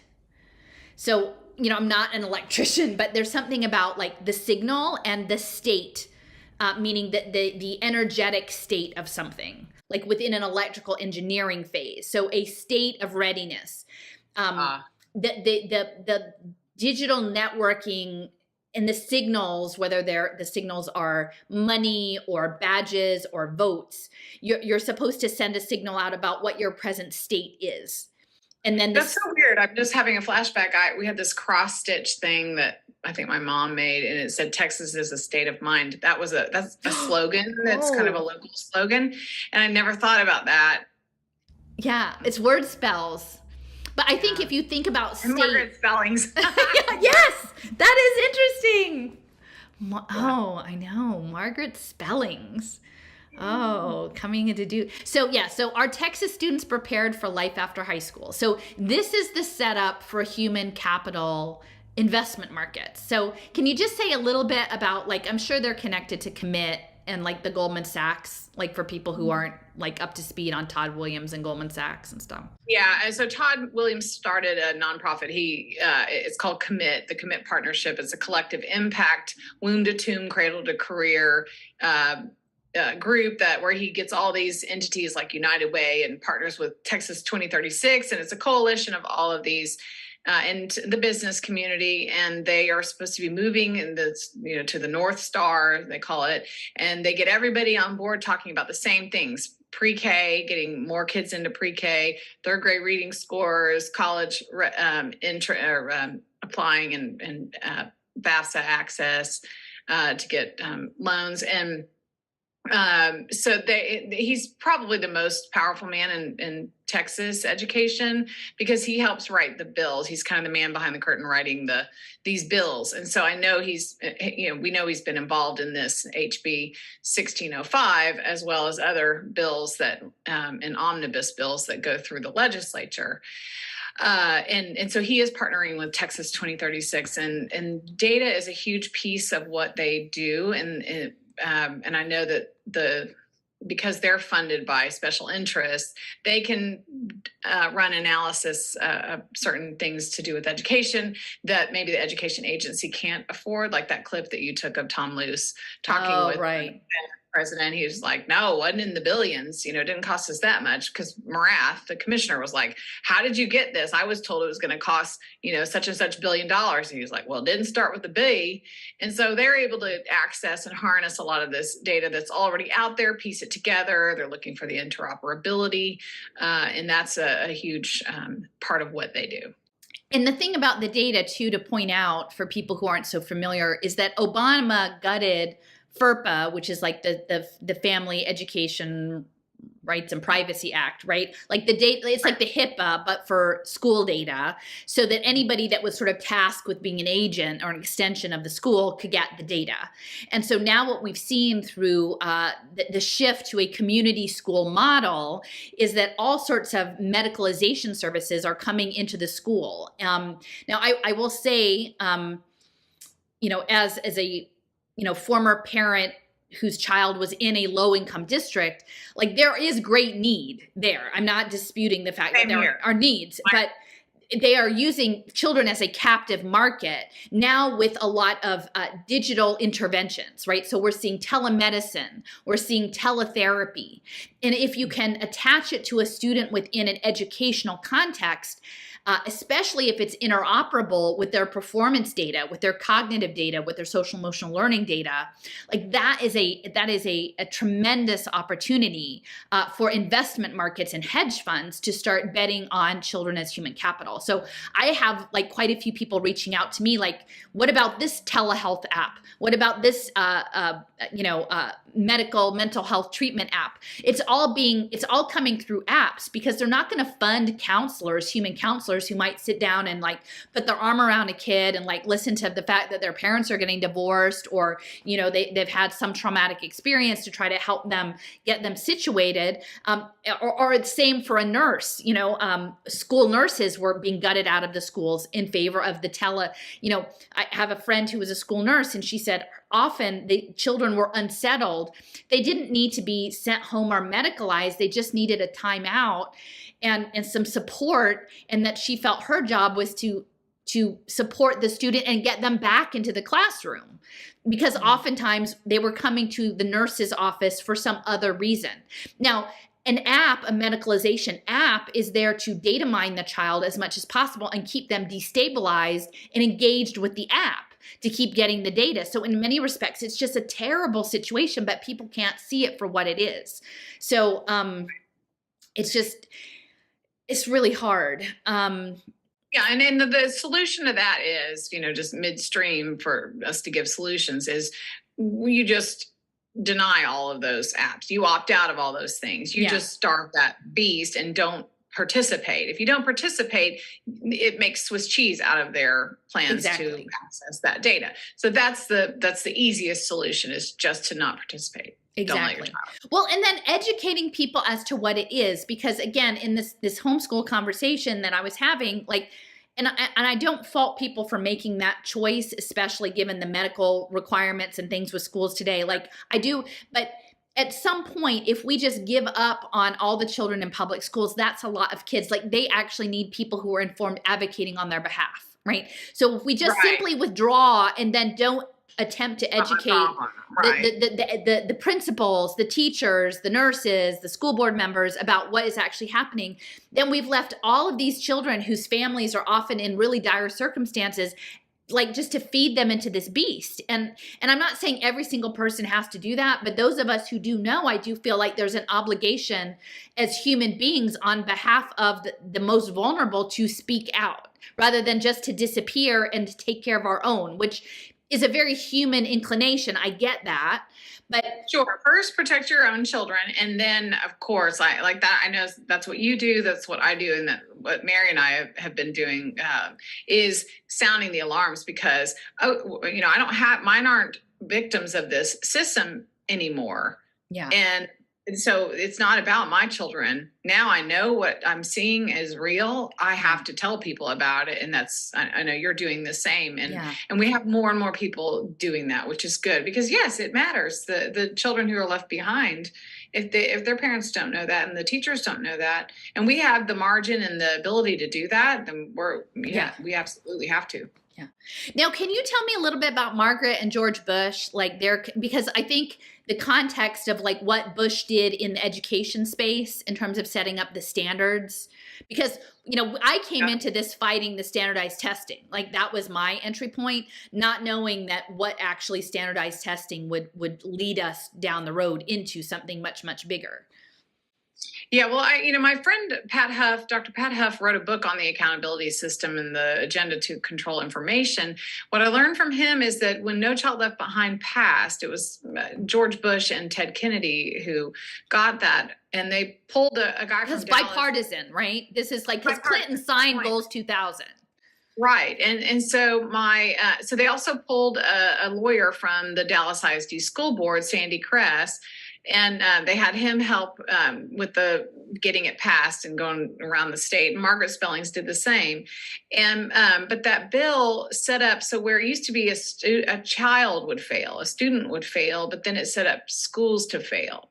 And so it was a whole new model centered around the testing and accountability. And this was the federal mandates that these states would have to do the standardized testing, and each state could call it what they wanted and contract out who they use. But Pearson got the contract for the STAR test, is what we use in Texas. And then Sandy Kress, that lawyer I mentioned, went on to be a testing lobbyist, made millions working for Pearson. And he's now in Austin. So, but Margaret Spellings helped with that agenda as well for the accountability system. And you'll see a lot of articles about, no, we don't need to get rid of standardized testing. We need to hammer down and, keep going. And she's got a real tough kind of, Texas sort of tough chick kind of thing going. And she's very, very convincing that what she's talking about is true. Now, she doesn't have children in the system and, is never going to understand what you and I know, because we've seen it firsthand with our kids, what it really looks like for the teachers and the students. But she's still going to dig her heels on that this was the right way to go. Same with Sandy Crest, same with Bush. And so Bush is still, through the Bush Institute, which you and I have talked about. With and it was Every Student Succeeds Act, right? Yeah, Every Student Succeeds Act. So No Child Left Behind. First, it was No Child Left Behind was Bush. Yeah. ESSA was Obama, and the ESSA had the Pay for Success was big. Pay for Success piece in there, which we'll talk about in a minute. So yes, again, it's like those bills have to be locked in place incrementally so that it leads us to the desired outcome where we're headed, and it's a slow creep. Right. And I would say if we think about this happening in the late 90s, early 2000s, corresponding with the development of Texas as a technology hub, right, as a club, which I was not aware of for years and years in the education space, that technology was the center, or that they were doing supercomputer modeling in Austin, or that a lot of that was linked into the defense tech sector, right? But once you have that piece of the puzzle, you're like, oh, okay, so as the cloud computing capacity arose, then we could turn children into sites of extraction for the data in the name of equity, in the name of performance, in the name of accountability. We could actually do that and then feed up these industries. Like we could prop up, think about how much money is spent on public education nationwide, on teacher salaries, on materials. That's a huge, huge market. Huge. In which Texas had a very specific role to play. That's right. So I have the Wikipedia for Amplify. Now, what I thought was really interesting was the Amplify, it still is based in Brooklyn. Okay. So, I knew it was connected to News Corp, which is Rupert Murdoch. So I wasn't really sure, but it is this next generation aligned digital curriculum. So it came out of Wireless Generation, which was the News Corp's education ed tech, which they acquired in 2010. And then they sold it to Emerson Collective, which is Lorena Powell Jobs, Steve Jobs' wife, who's an impact investor, in 2015. So you've got Rupert Murdoch, you've got Lorena Powell Jobs, you've got it based in Brooklyn. Now, what's important to know about Brooklyn is that, so Consensus, which is the Ethereum smart contract infrastructure for blockchain, also headquartered in Brooklyn. The other piece of that is when my colleague was presented a resolution opposing the requirement of a digital identity on blockchain for anyone accessing a public service. That would include children in a public school environment at the national conference of the NAACP in the summer of 2019. This was in Detroit in 2019, and there was a resolution that had first passed in California and then was brought nationally and passed. The opposition to this idea that you would be, again, the resolution itself was saying that no one should be required to create a digital identity on blockchain to access a public service, whether that be public health, food stamps, housing assistance, public education, mental health, involvement in the judicial system.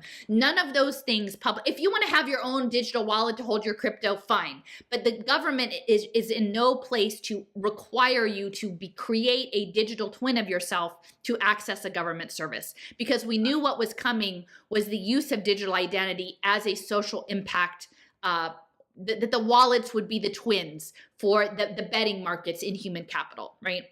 Therefore, be it resolved that the NAACP opposes any state or federal legislation that would require an individual to create a blockchain identity in order to receive any public service or benefits, including but not limited to education, healthcare, addiction treatment, behavioral health services, law enforcement, housing, and/or food and nutrition. Be it further resolved that the NAACP will engage in community education efforts to communicate to the public about the structure, function, benefits, and inherent risks of blockchain technologies. Madam Chair, I move adoption. Good morning, everyone. My name is Stephanie Linzan of the Brooklyn branch, Region 2. I, as a data analytics engineer and scientist and current researcher in quantum computing, have suggested the amendment as we are not thinking holistically as to how this information technology can actually be used to protect us in the future for our currently insufficient algorithms used in quantum computing. What is the, what's, where, what, where? They want to know. What and where? Ms. Linzam. So more specifically, this amendment is targeting current tracking that could be used for discriminatory financial segmentation and also tracking via the web. Where does your amendment go? The amendment is within the first clause to be more specific after digital identity management. I'd like to speak respectfully against the amendment because it makes this too specific. Right now, we have blockchain identity technologies being piloted in Africa against our most vulnerable communities. It does not capture, this amendment says specific to cross-device tracking, digital targeting and advertising, digital customer segmentation, discriminatory profiling. It does not capture blockchain identity systems in education, which was the original intent and the concern of why we proposed this legislation. I think that all of those fall under the original resolution, and to make it more specific will only weaken it. Understood, and I would include education. However, I do believe that the entire resolution itself is restrictive. I don't think it thinks about the security vulnerabilities if we do limit ourselves to completely disregarding the technology. We currently find ourselves getting rid of or being scared of technology that we need to be more collaborative in and be more involved in the organizations to craft what we want. With respect to the security issues, right now, blockchain identity system and blockchain technologies are being marketed as secure. A recent study found that the 43 of the top blockchain companies that had investments put into them did not deliver whatsoever at all. This is new technology. It's the new Theranos. We need to be very cautious. It's fine for products not services, products, but not for people. We should not be using blockchain identity systems to track people. What happens at the very early stages is that those behaviors I was talking about, the use of it in preschools and education and measuring the kinds of things that are happening, it never gets deleted. It's immutable. You can have false information that gets put on your blockchain and it never gets erased. So I would propose leaving it as is without that amendment.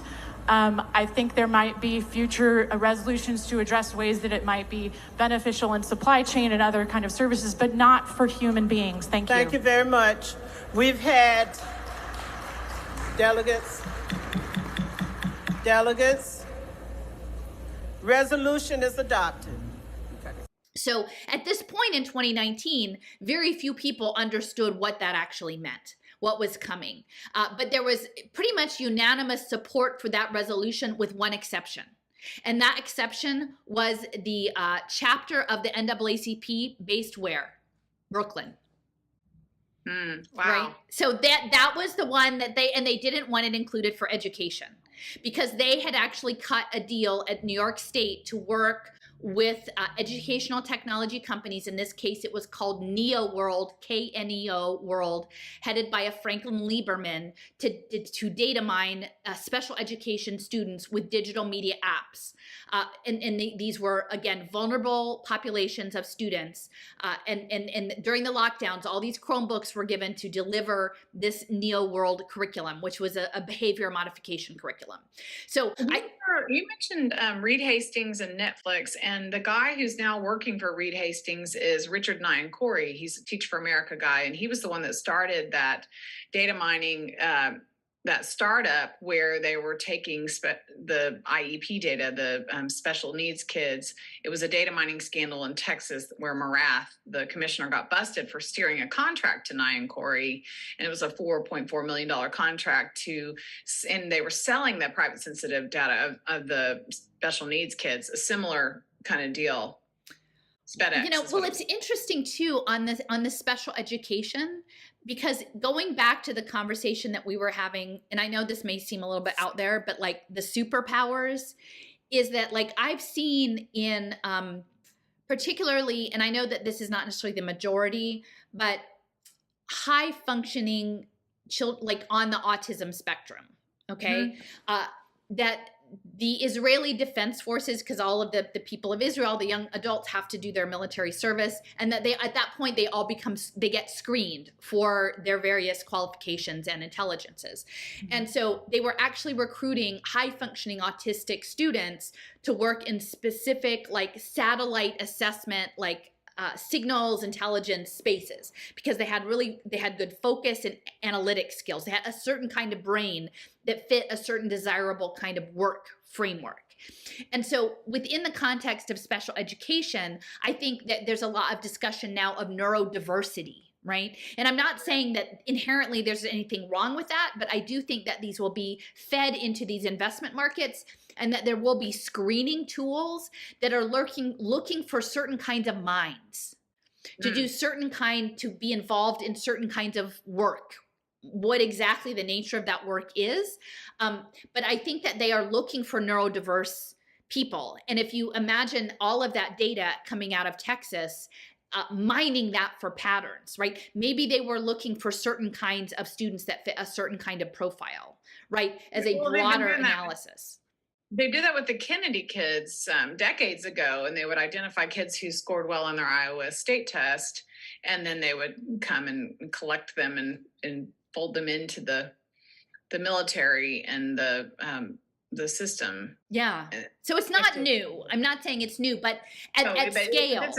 We're further along in this spectrum, I guess. Yeah. Yeah, I think so.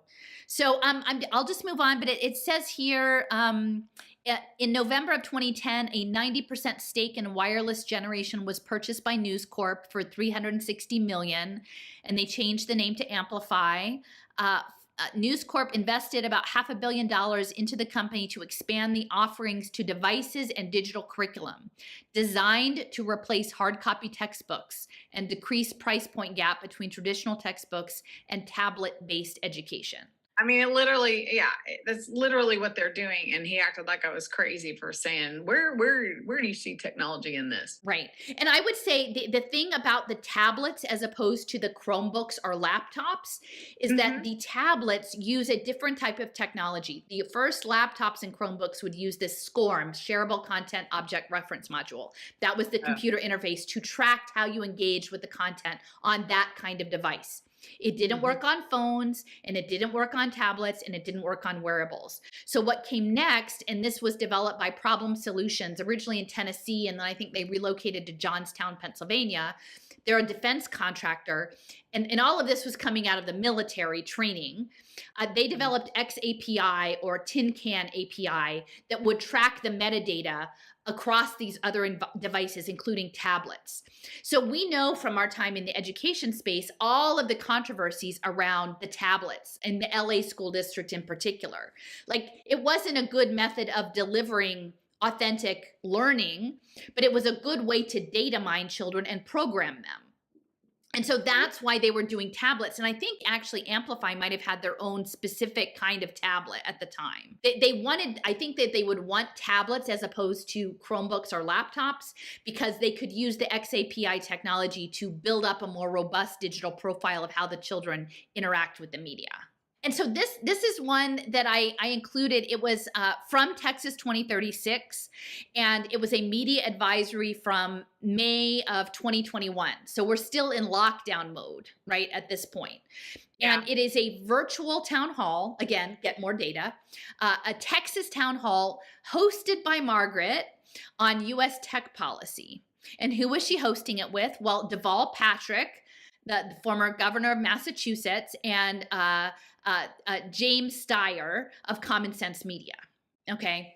And so they were going to talk about the importance of technology in education, and that Margaret had worked with Jamie Steyer 7 years previously on expanding broadband access in schools. So again, drip, drip, drip, drip, drip.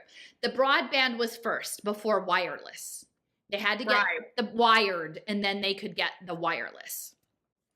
Yeah, and AT&T is a huge lobby. Those are the largest lobbyists and the most powerful ones in the Texas legislature, and they are trying to continue to get, because Texas is so rural that all that in between space, they've got to get all that broadband connected to all those little towns. Yeah, and remind me, because there was something that happened during the lockdowns with the people that had like the satellite internet in the remote areas. Because again, that was the frame, the digital divide. Oh my gosh, look, we've sent everyone home, and now the poor kids can't go do school because school is only online. And so, yes, so they partnered with, we went to Elon Musk and Starlink, and they were like, well, so they basically put a satellite over the houses of children, and then they show them all sitting around the table on their devices, and everybody's happy because they want to share the bandwidth, and so it's like, it's just all warm and fuzzy. And the superintendent he's their little yes man. He goes from Houston to then out in the Panhandle, or in the Permian Basin, sorry. And yeah, so he's at Ector County ISD now, and he's so they got all different kind of mining, like instead of problem. We knocked on Elon Musk's door, and we were like, Elon, help us with this. We've got to get satellite out here. I mean, it's just, I don't believe it. It's a story. I don't believe it. I believe they did it. I don't believe that's how it went down. Yeah, exactly. But they need everything connected. I mean, that's this logic layer. Web3 is about and it all is happening under the banner of equity. Right. So again, you've got Deval Patrick, Massachusetts, formerly of Bain, was on the board member of Achieve. So I'm sure like Achieve has another digital curriculum, and testing curriculum is probably a competitor to Amplify. Right. But you've got all of these, government, public-private partnerships, right? All framed around equity. And Massachusetts is, when we were doing our stuff, I didn't know what Massachusetts was either. I thought like, oh, they were always touting how good they were in education. They're the, Blue Star, and they're so great at everything. And they're just the liberal mecca of blah. And I'm like, oh my gosh, you guys are like the center of the war machine. Like Silicon Valley was birthed out of Boston. Like, and all of this technology infrastructure, the digital currency infrastructure, the ed tech infrastructure, like that's just, and the policy comes out of Harvard, and then the tech comes out of MIT. And then you've also got the medical establishments that's got the biotech stuff going on, Massachusetts General and whatever, Beth Deaconess Israel and all of that stuff. So I'm like, oh my gosh, Massachusetts, it's not what I thought, it's not your nice liberal, I say this as someone formerly like on the progressive left. You're sold a story about what places are, what it means, and then once you scratch below the surface, you're like, oh, not that. And much of the social impact finance stuff was coming out of Boston, out of Massachusetts. So this Bain, Achieve, social impact, equity, all of that. Well, and on the equity thing, so, that's often the language that's used to usher in this stuff. Oh, we got to get more equity, and the technology brings equity. And it's interesting because the people funding this and funding the agenda to get it passed, the one guy I was telling you about, he's so against this DEI agenda, and we're going to get rid of this diversity, equity, and inclusion, and it literally says that on the technology that he's put together a team to push through. And I keep telling you, you're talking out of both sides of your mouth if you're thinking. Are you calling him a liar? My testimony is, are you calling the commissioner a liar? And I said, well, he tells people what they want to hear. Duplicitous, and they're being duplicitous, and they're empty platitudes that they're talking about getting rid of this and then funding it through the back door. What's your goal here? Exactly. So the other person on this virtual town hall that Margaret worked with on the broadband is James Steyer. So I don't know if you remember back, but like when I was tracking all this money, I have an entry here from Little Sis on James Steyer. He's the founder and CEO of Common Sense Media. And it's interesting because common, there's a whole bunch of commoning, right? The tokenized commons, the commons. So if you look at the word and then sense, money, right? Common sense. They're making money off the commons. Yeah, this just came to me. I mean, yeah, they're making money off the commons and they're doing it by programming the children, and they're going to be the gatekeepers. Now they call them like the watchdogs. And this is kind of the same kind of group like the children and the like, oh, it's coming, so we're just here to be the people who tell you how to do it the right way. So the interesting thing about James Steyer is his brother is named Tom, and Tom is with Farallon Capital, and he is a key leader in the climate activism space. Okay, so and Tom Steyer, he founded Beneficial Bank with his wife Catherine. He's based in California. I'm pretty sure he's pretty tight with, I could be wrong about this, but RFK Jr. Like, I think that they're all part of this climate justice crowd. Okay, so he threw some money behind Jamie, his brother, into this, managing digital media, right, for common sense. And but Tom Steyer was one of the early attendees in the Vatican Impact Conferences. So I have an image here of a write-up that I did called Doctrine of Discovery Redux, the Vatican's Plans for Impact Investing. And it talks about Tom Steyer, Jamie's brother, being like in the mix with Pierre Omidyar, who was a leader. Now, again, Omidyar Network is very central to digital identity and ed tech globally, a lot focused on the global south, on Africa and Latin America. But so this is all going on in the background of what Margaret's got going on with her broadband and her tech-centric education program. Now, so the other piece is, so I will just say the other thing with James Steyer is in 2016, when the Democratic National Convention was in Philadelphia, the Atlantic magazine, there were a bunch of events that happened that week, and some of which were public. So one of the ones I attended, the Atlantic magazine had rented out a sports bar, and they had an open bar and all kinds of swag, and they were promoting the creative economy, the future of education and the creative economy. And that feature was the guy from Epic Games who was talking about how they needed the children to learn to code the video games. Right? I didn't know it was extended reality at that point. So that was my one memorable event from the DNC. The other was a conference hosted by Jamie Steyer at about a block down from Reading Terminal Market. And it was quite interesting. It was in the old like AIA building. And it was like, what is that? Like when the guy walks into the bar and we're American Marlboro from London and everyone just like pivots around and it's like, you don't belong here.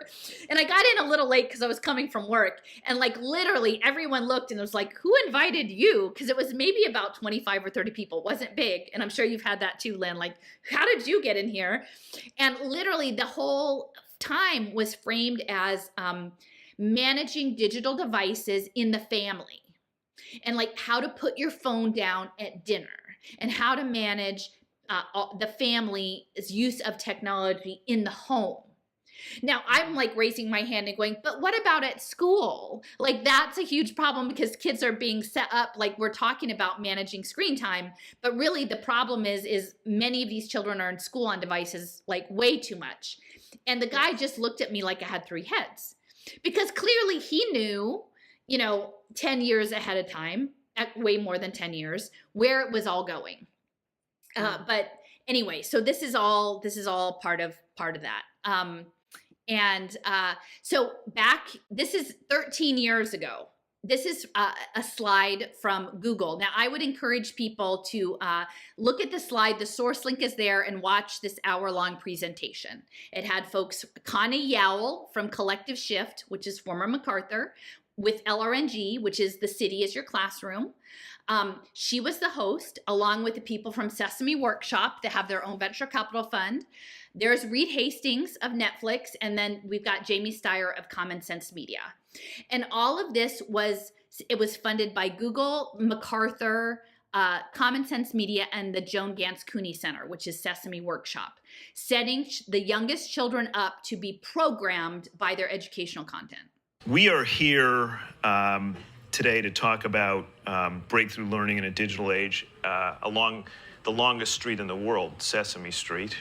And I want to give you a little bit of perspective from the workshop's point of view about where we're all taking this and how we're looking at all of the things that Connie talked about and how children are engaging with media in a Sesame workshop context.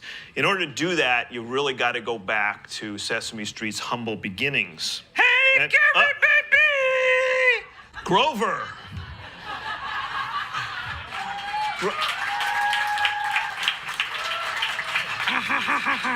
Grover, what are you doing here?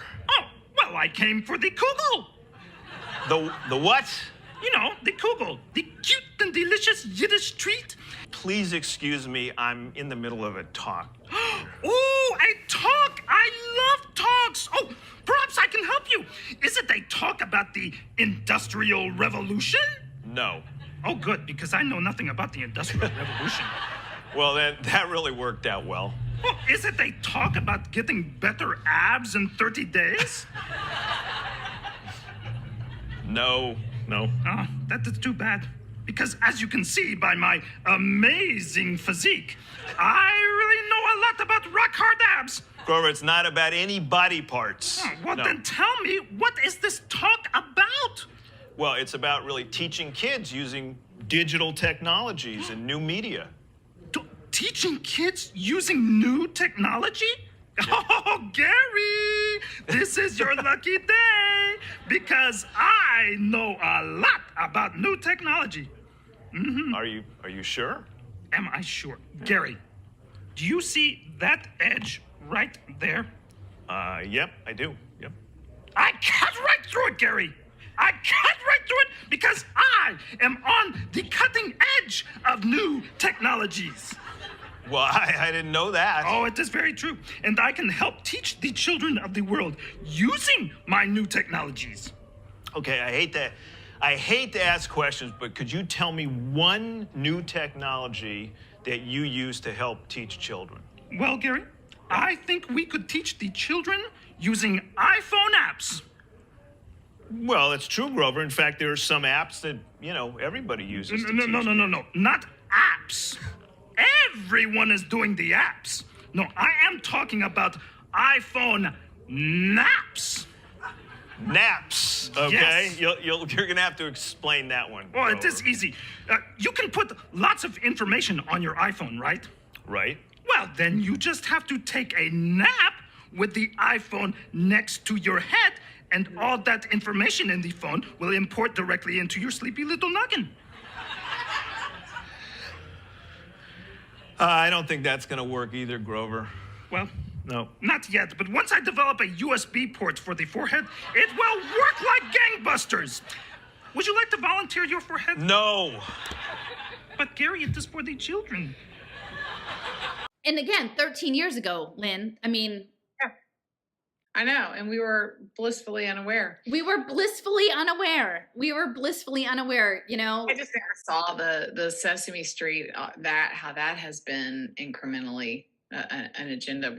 I didn't see it. Yeah, and the IRC, the refugee people, and all of that.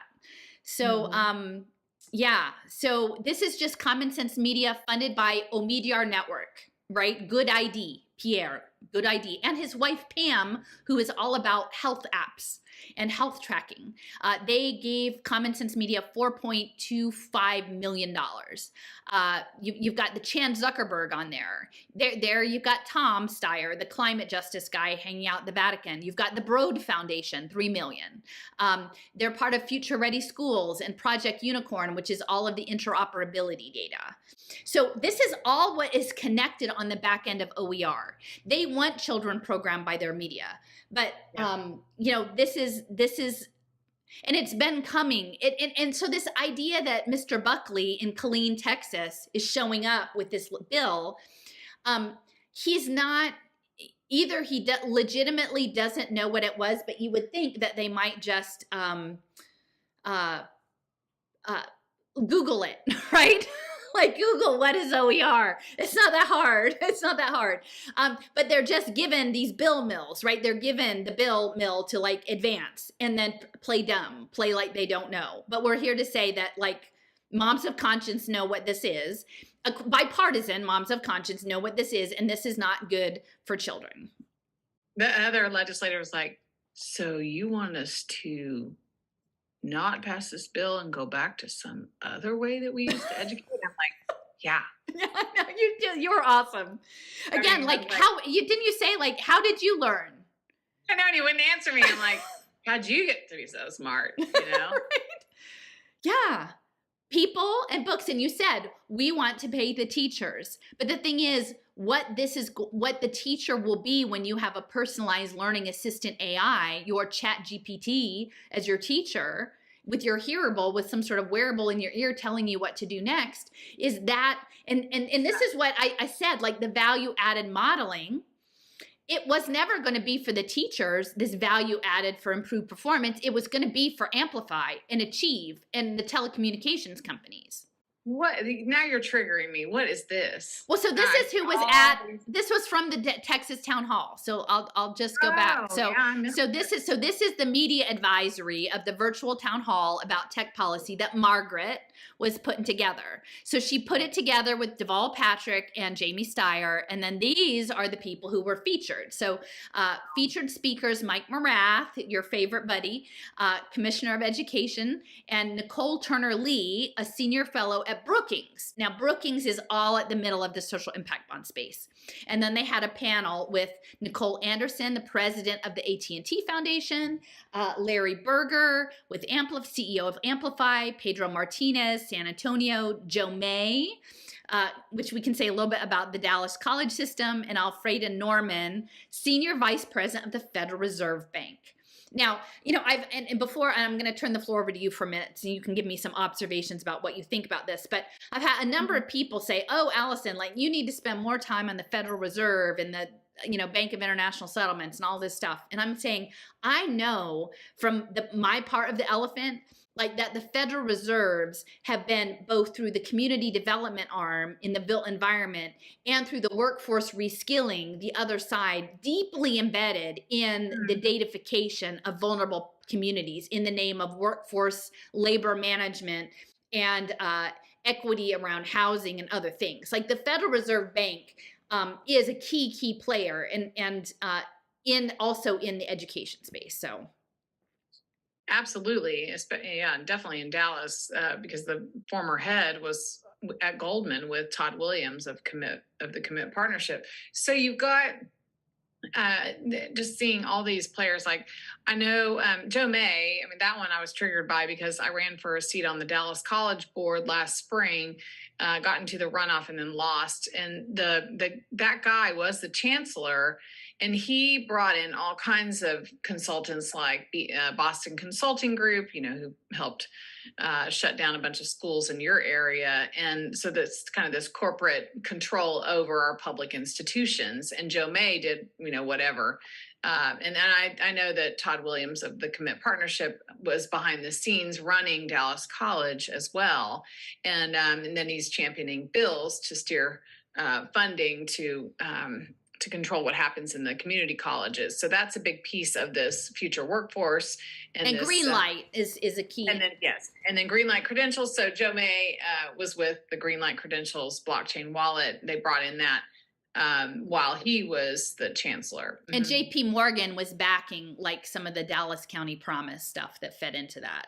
Yes, well. And I've seen Alfreda Norman. She worked with that guy, Rob Kaplan, who left after some shady investments, got busted for that from the Federal Reserve. So we had to step down our undisclosed investments. And so she has often been featured at the Bush Institute on a panel for that. And they'll bring her in to have her on panels and things. So yeah, this is interesting. I missed this. Yeah. Well, that's okay. There's a lot going on in Dallas, I'm sure. So I'll just read the why on this slide. Why are they having this virtual summit? Now, I will say that this was one of a number around the country. that Margaret was behind. So it wasn't just Texas, but they wanted to start. So Texas, it says why. Texas is a major tech hub, true. The Future of Tech Commission hopes to leverage this event to tap the state's expertise and ingenuity to generate the best ideas to guide tech policy, particularly on spurring innovation and cultivating digital connectivity and literacy.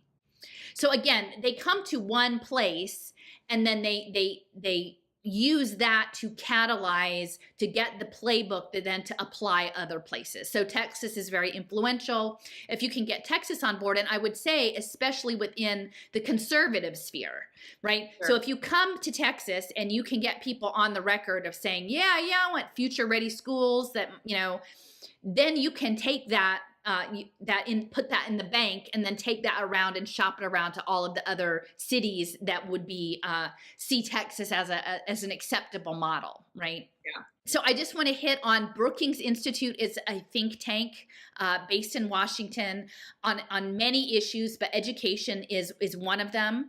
They have a number of centers. So this is the little sis entry I have for them. Among the centers, it includes a center on regulation and markets. Again, we are looking at global liquid investment markets. So the things that are happening in Texas are going to also be leveraged back and forth in the global South. They hosted in 2017 a webinar on social impact bonds in health. Okay, so it's not just education, the health space. They have a Center for Universal Education that is very active in international global education, especially through ed tech. They did a paper in 2015 called Non-State Actors in Education in Developing Countries. So literally going into other countries and having institutions set up to manage the education of children in those countries that don't belong in those countries. And I think that's really central to this whole idea of school choice, this non-state actor. And then the potential and limitations of impact bonds, and that's in 2015. So we're going on like nearing 10 years in the hopper of Brookings backing the social impact bonds. They have a program in their Center for Universal Education called Skills for a Changing World. Again, that's to train the youth to build out Web3. And then they had a paper called Impact Bonds in Developing Countries, Early Learnings from the Field. So a lot of these early phases that they'll go do early case studies, learn things, incorporate it, and then integrate it into their later campaigns. So the fact that Brookings was among the keynote speakers at this Texas Virtual Education Summit is really important. And these would be the people backing school choice. Well, and remember, I've told you this before, but just for the listeners, is that Morath hired a social impact bond director in 2017 after a bill was passed. And he came from KIPP and another charter school. So that's a significant point there because it is going through, they're using the public agency and the public dollars to do these schemes, which most people haven't heard of. Yeah, they don't know anything about this. But the people who were in on it would easily know. The people. Yeah, it's been easy to get it. They're all working collectively with collective impact to make it happen. Yeah. And so within Amplify, Joel Klein was the person who really kind of scaled it in New York City as the model. Again, a very big market. He was the head of education in New York City under Michael Bloomberg, right? So that's the What Works e-government open data guy who also was, the contact with the United Nations on climate and the World Health Organization, right? So he's got, if you understand this community school model, the ed tech, the data-driven accountability, all of that under Bloomberg. So Joel Klein was Bloomberg's guy. He had been the CEO of Amplify in 2012. Before that, he had worked for Bertelsmann Incorporated, which is a European digital media group. Klein created, so what they'll do is they'll create states of exception, so where the rules don't apply, and I know that you know that in Texas, right? Same like charters were the experimental test beds, they'll do takeover of districts, and then all of the rules that everybody else was held to go out the window, and then you can do whatever you want. So they had this iZone innovation hub and change management model. This is from an article in Education Week from 2012 by Tom Vander Ark. And we'll get into Vander Ark again, but it says This is about iZone in New York. How do we manage the shift to personal digital learning? That's the current whole systems challenge in education. As a chancellor of the largest district in the country, Joel Klein decided New York City needed a kickstart and created the iZone. iZone was launched in 2010 as a change management strategy to move from a classroom-centric model to a student-centric model. iZone helps schools identify and implement next-generation curriculum. So I think when I see change management from classrooms to student-centric, that to me says competency-based learning, digital wallets, learning agents, the LRNG, city as your classroom, badges, investment opportunities, and gamification. Our districts of innovation was done through Morath and a House Bill 1842. That's what we called it. That was really, they dangled all these exemptions, like you were saying, where you could, but ours was teacher, they could do, it was class sizes and teacher certification and some other things, changing the calendar, and everybody grabbed for that. But really it was about seat time, disrupting the seat time. Right. And people didn't see that, but that is what it's about. And the important thing, I would have folks, you can go to Little Sis and go back and look up like the Carnegie Corporation. But Carnegie, beyond being behind the Flexner Report and like setting up Rockefeller Medicine, they also were the change agents to education starting in the early 20th century. And Carnegie was behind TIAA-CREF. And so what they said is like, we will support teachers' pensions at higher educations if you agree to our framework. If we standardize the higher education experience, and then eventually that back down into K-12 education, same thing, and codified it. And part of the Carnegie model was seat time, that you had to have students in school for a certain amount of time. Now, you know, I'm not saying that students never, that schools never programmed kids. I mean, I think obviously, and I think people who hew to a traditional homeschool model have understood that for a long time. Now, I guess I would say in some ways, I'm not sure what it looks like if there's no conditioning to social expectations. Like if everybody's just random, like I don't know what that world looks like. It would look chaotic. And I think we can level with ourselves that schools are meant to condition children to be citizens, right? To take their place in the world that has been built for them by adults. And we can debate the merits of that. And depending on the kind of person you are, that might feel really comforting or that might feel really constraining. But the reality is that the world that children are being conditioned into through ed tech and Web3 is that world is not human. Or if it's human, it is a biohybrid superpower human, right? That we don't know enough about yet to decide whether we like it. We like that idea, we agree to it, if that aligns with our understanding of our agency in the world as children of God and, greater force. There are many, many questions. So Carnegie had the seat time. Now it's time to disentangle seat time. Now they don't want children in seats. The privatization wars in Philadelphia, it was always about high-performing seats. The charter wars, we want children in high-performing seats, but not in underperforming seats, in high-performing seats. It was all management. Now, guess what? There's not going to be seats because everyone's going to be running around with their wearable tech or their individual communication responding track and trace device in the city of LRNG. Knowledge sits in the palm of your hand, and the sky is no longer the limit. It's only the beginning. The internet has connected our world and changed the way we think about everything. So what does learning look like redesigned for this connected age? Is it the current educational model? Or is it a fully connected network of learning that transforms entire cities into learning landscapes? This is LRNG. LRNG is a national effort that networks learning opportunities throughout entire cities, creating an infrastructure that connects organizations, institutions, and businesses with online programming. LRNG is a conduit for young people to knowledge and expertise around their passions through openly networked connections to friends, mentors, and institutions, empowering the 21st century learner to co-design their future while providing cities and businesses with a civic-minded, diverse workforce with relevant skills and experiences. LRNG begins with a set of networked experiences, playlists, offering learners a range of both online and offline activities that tap into their individual areas of interest and prepare them for success in the connected age. These playlists consist of experiences, resources, and events, are designed to be flexible, remixable, and motivational, and are represented by digital badges in recognition of achievement. Support from key partnerships with cities, schools, companies, and mentors help LRNG provide a network that equips learners with previously untapped resources, access to adults and expertise, while fostering an environment where all young people have the opportunity to succeed.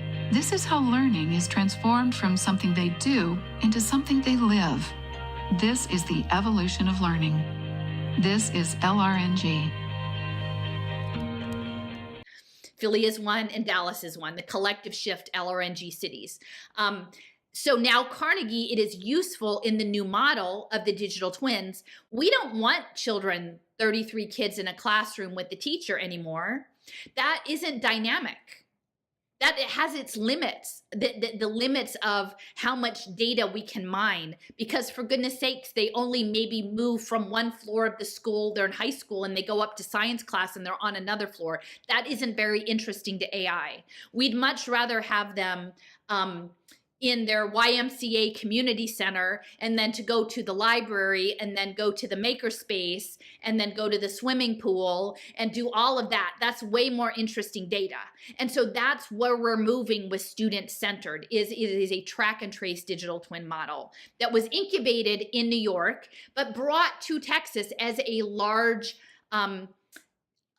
audience, a large market, and one that was very different from New York in terms of the political ideology. Even though if you look at Old Parkland, you look at the movers and shakers of Dallas, and if you are a New York entity that is seeking to be an influencer in the Texas education space, you will show up in Old Parkland, right? There is not that much difference in the cloud world. They want you out of the seats. So again, just iZone, it says under Klein, the New York DOE has invested in a learning platform. Again, not a teacher. Lynn, you were saying, what would you like? I would like for you to pay teachers and have books. Not teachers or books, a learning platform that enables schools to incorporate external resources. Boom, that's your OER. Yeah. While there are technical challenges, we should explore how CBO, those are community-based organizations, that's the out of school time learning, that's the Big Thought, and that's the YMCA and the Boys and Girls Club and all of the corporate-backed, Chamber of Commerce-backed NGOs and telecom-backed NGOs, how community-based organizations can participate in that learning platform. Now, we need to build the infrastructure to support schools and CBOs in collaborating around the instructional core. And again, that is that is why they want kids in out of school time learning. That is why they gutted all of the things that kids love about school, and put it in the out of school time learning, because they need the back and forth. That's why they reduce sports, they reduce drama, they reduce art, they reduce, all of the things, and then take them and put them in the nonprofits, because then they can be data mined, and then they can have more robust patterns of data. And that, I think this woman only lasted briefly, but after Klein stepped out, it says this woman, Kathleen Black, stepped in, and she was another media. They're like, oh my gosh, we can't imagine. You picked a media person to run the schools? Well, yes, because it's about programming.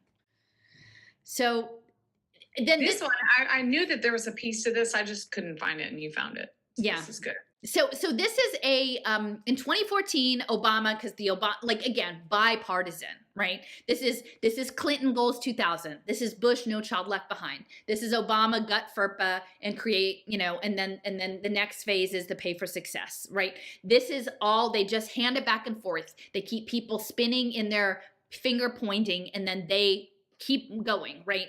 So Obama's Ed Tech office, or Office of Science and Technology Innovation, had a RFI, request for information, on high pull mechanisms for outcomes-based education, or something like that.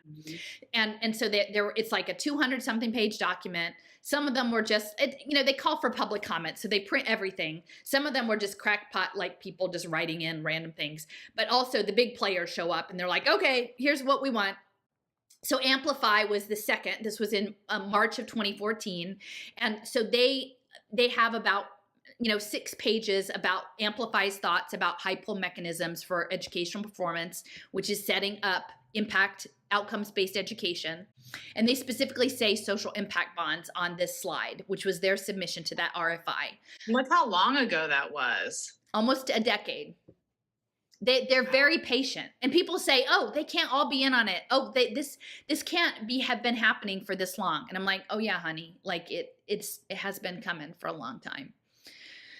So I'll just read it out loud. It says, social impact bonds in areas where educational outcomes obviously drive expenditures. We believe social impact bonds have tremendous opportunity to pull capital, Q Goldman Sachs and JP Morgan, and human resources together to deliver significant student gains. And then it says, as an example, we have analyzed the impact of unnecessary referrals to special education. Cha-ching, there's your special education target. This is just a slide that shows the Science and Technology Policy Office, the RFI. It says they were requesting public comment to inform policy development on high impact learning tech. And it says that their goal was to accelerate the development, rigorous evaluation, and widespread adoption of high impact learning tech. The focus is on the design and implementation of quote unquote pull mechanisms for technologies that improve a given learning outcome. So this is our children being treated as objects, as data mineable objects, agents in the simulation. And then Amplify goes on to say, like, how would you, like, in looking at a pull mechanism for something that is high impact, like, what are you measuring and assessing? And this is how Amplify responds. So some of the indicators they could use in their digital curriculum, really, that was scaled in New York. Student productivity metrics could be measured by things like words, pages, or time on task. Again, that is the device being used as surveillance. It says our tablet, so this is a proprietary tablet at the time, monitors the amount of time students spend working on their device as a measurement of implementation fidelity. Fidelity. Right. So what does that look like when you have a teacher who knows that this is BS, who wants the kids to learn how to read and think critically, and guess what? The laptop cart, the tablet cart sits in a corner of the room and only comes out minimally. And the kids actually get what they need because this teacher is responsible enough to know that they've gone into the profession with a certain outcome in mind, and the focus is on the children, not as widgets, but as humans. Now that laptop cart is going to show the fidelity of the implementation. Yeah, and that's why I think this is such a big push from the commissioner, is that without that tracking, that constant surveillance of the teachers and the students, there's not the control or the outcomes based supposed results, and we've had enough of these pilots to know that it doesn't work. It actually hasn't been successful, but they're going to do it anyway because it's not really about that. No. Obviously. I mean, and I will say, you know what? I don't know. I don't understand how, do they just have their little role and they can't see all of this, or are they complicit? Like, are they driving it because? Yeah, like Susan, Susan and Colleen. Susan, if you're hearing us, like, do you understand this? These are surveillance devices sitting in every classroom that treat people like objects. You get promoted for your willingness to carry it out. You go to professional development, you come back, you roll it out. You go to another professional development. I mean, it's a constant cycle of whatever the latest thing is, because the last thing didn't work. And so they lose their sense of why they got into the profession and how they were once successful, and then they abandon that. Yeah. Because they get rewarded for abandoning the time-tested models. And the kids. Like you literally get reward. And I think we saw that with the lockdowns, that eventually actually a lot of people, like, while there were many teachers who were sold on this idea as like the only way to be safe is to virtualize everything. And these were including many teachers that I knew who fought cyber charter schools tooth and nail, that just gave themselves into it. But there was actually also a good chunk that said, oh no, I'm out of here. I see what this is. Like, I mean, maybe they didn't see all of the elephant, but they saw enough of it to say, like, no, this is actually a dehumanized program. And this is like within the school choice narrative for me at this point, is that this idea of hybrid learning, of when they say that, like in this section here, oh no, where was it up here, about the iZone, about the learning platform and creating partnerships between schools and community-based organizations. Everyone who thinks they're pulling their kids out of the public school to do some sort of homeschool model, even though often the homeschool model is also based on some sort of data mining curriculum, although maybe it's one that you've chosen because it's classical or Christian or, whatever, organic gardening, permaculture, like whatever the theme is that you feel resonates with you, but it's online and it's also data mining your child into a certain thing. Like the community-based places, the libraries, the parks, they're installing these sensors in the parks. I mean, there's no way to be out of it. And once you have the vouchers. Look, the father of digital learning, online learning at the college level, Randy Best in Beaumont, donated that fountain in Dallas, which is that's going to be one of those sensor parks and with radar and artificial vision.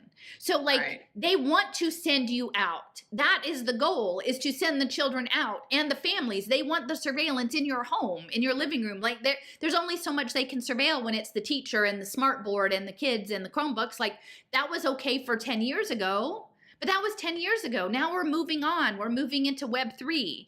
And so if people accept a national voucher program or some sort of thing, every single entity that accepts that money will be fed into the transparency, accountability program loop. And essentially what you're going to be doing by thinking what you pulled one over on the government is that you've invited that into your home and into every nook and cranny of your community space, to have the panopticon eyeballs looking at you and your kids and your whole society, because the thing that AI wants most is to go on a field trip. And they don't get it. They, this homeschool parent last night just was not interested because they'd figured it out. And I'm like, honey, you haven't actually, you don't know what you don't know. And the public school enrollment is down. And so when I sat through those virtual learning commission hearings, and the same people were in the testimony for the House Bill 1605, it's the same people. And they want to capture those. It's virtual charters that are behind it too. So they're going to do Amplify as well, but they're going to take all those kids that are leaving the public schools. They want to capture those because the charter schools are also declining in enrollment. So they've got to grab those, and they will try and get those homeschool kids and those private school kids. Yeah. And it's important to remember, because we just had this talk with Brandy, I streamed it last night about Florida, that the Florida virtual school was the first state level virtual school. And INACOL, which was behind EdTech and competency-based education, they were hand in hand with the Florida virtual school. But the other early virtual school was in Washington State, and that was led by Tom Vander Ark. Right. And we'll talk about Tom Vander Ark a little bit later, but he was one of the early advisors for the Global Education Futures Forum, which was global and was led by Pavel Luksha, who was a Russian transhumanist. Right. And literally both Luksha and Tom Vander Ark were involved in mining. Right. And so like Tom came out of the Colorado School of Mines. And so they're using the virtualization to mine life for the digital simulation. But this thing has been going on for 20 years. And so it is all about collecting the data, and the social impact and the accountability and the equity narratives allow them to do that. So I'm just going to sort of finish off here. It says that this is about Amplify and how do you get the metrics. It says technology deployment, right? So schools have been turned into technology deployment, programs. Technology deployment also enable quote unquote collaboration metrics in class or online academic contacts among students, between students and teachers, etc. Our ELA curriculum is designed to triple the amount of feedback that a student receives via in-person and online contact.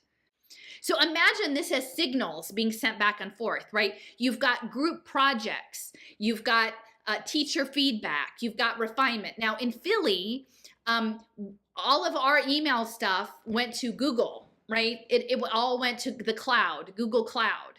Well, imagine how much stuff Google has now on, because they're mining that for sentiment analysis, for connections, for relationships, for patterns over a time at scale.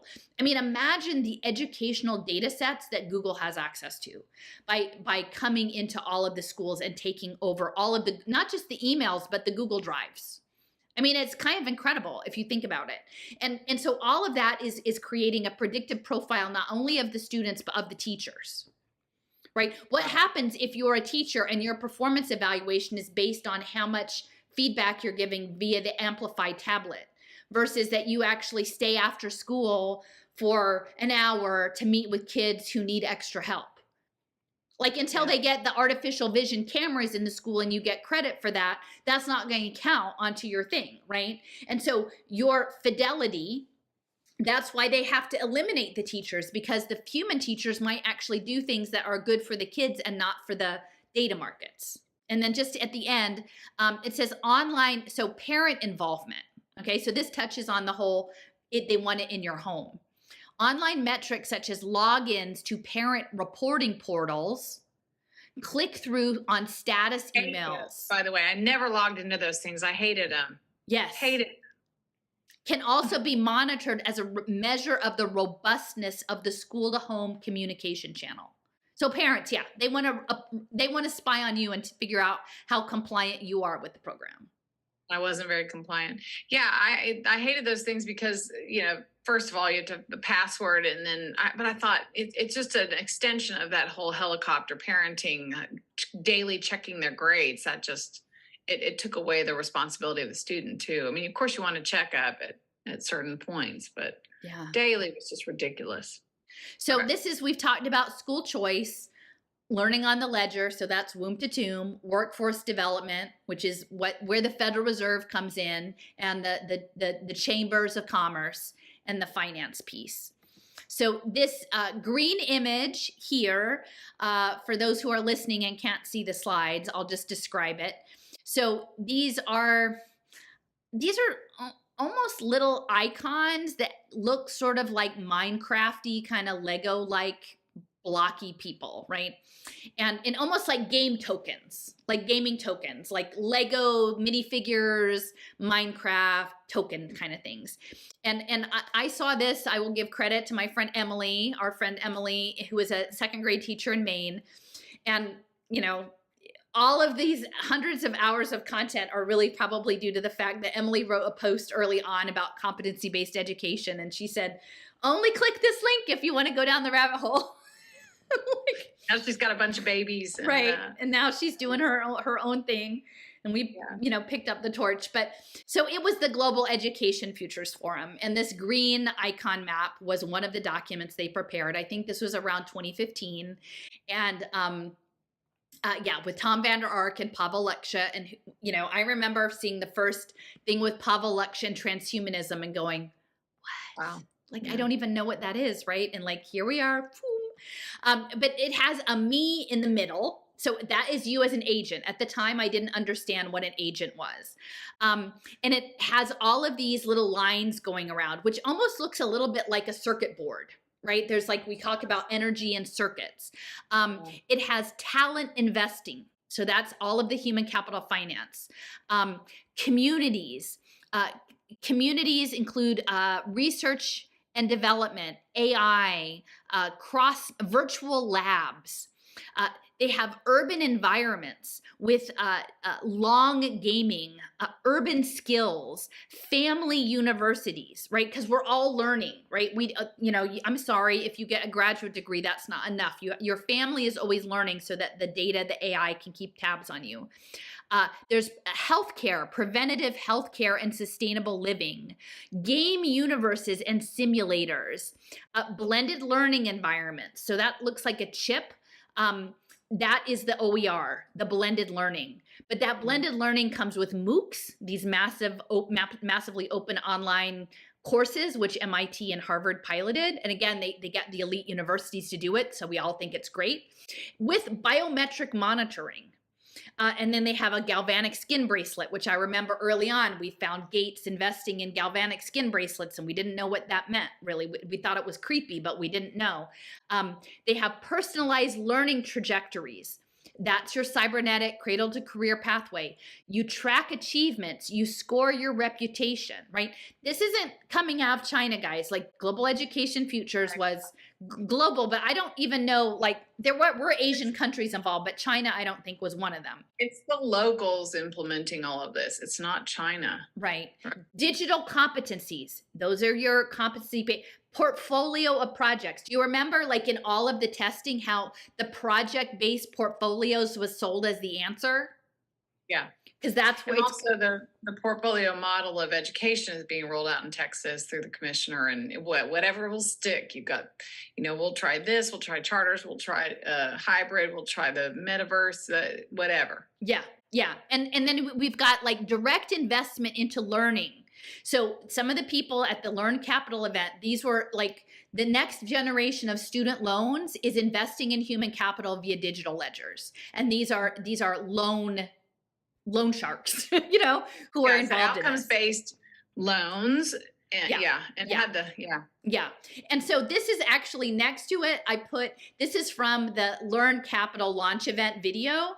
And it looked like maybe the swag that they were giving away. I don't know if this was on a tote bag or something. It's on fabric, a navy blue image. And it's embroidered, and it says, and it's interesting because it's lowercase, human capital. But in between, so human capital are the same font, and in between in a narrower font, in parentheses, venture. Human venture capital. Doesn't that say it all? Sure does. So the talent investing for me, that's what this is. This is the steering and the thing. And I will say just on the MOOCs, because all of the OER was coming out of the MOOCs. Years ago, I landed in it was like a presentation at Penn, on Penn's campus, and it was with about MOOCs, and they had some guy from the Netherlands, and they were doing data mining the comments on the MOOC, the online courses, and they were looking at retention in these courses, which is terrible because guess what? You might have very good intentions, but they're really boring to just do these log on online classes, and they were horrible. But they were talking all about data mining the chats, the exchanges in the MOOCs. And afterwards, I raised my hand and I said, well, why would you even do this? Like by every objective measure, this is a terrible educational model. Like no one wants to do it. I said, to me, it looks like AI. And then they pretty much kicked me out, and I never got another invitation to any of the other follow-ups. So this slide is just touching on, again, I can't do any education thing without it. The Learn card, we have your phone, your track and trace device with your biometrics, your student ID, your money, your badges, your skills. Centering this on Colorado, which is like neck and neck with Texas in terms of wanting to like get the big chunk of the blockchain wallet spend. Colorado is in the lead on apprenticeships.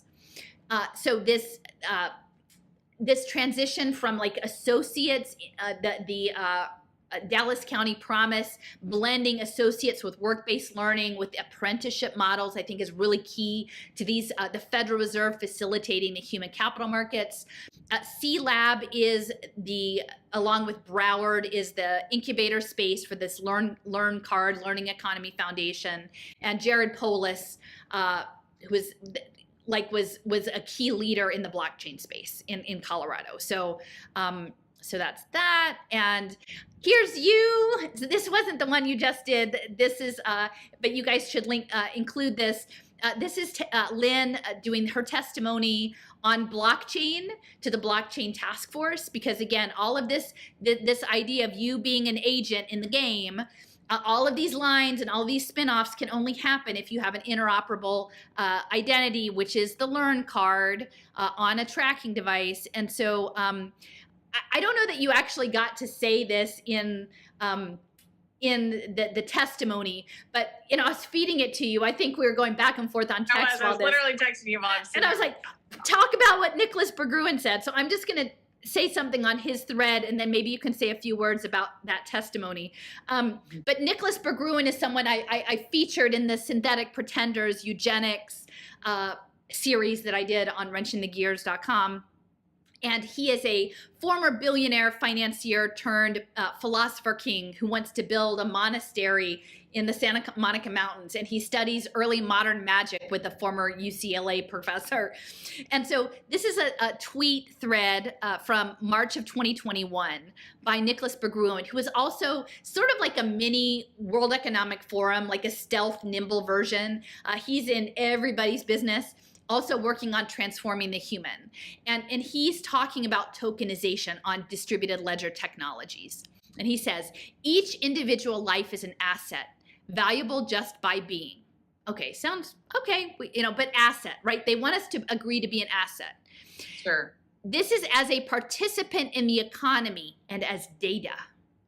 In addition, everyone is likely to become a recipient of some form of universal basic income or universal basic capital in the future, because they want to replace us with AI and robots.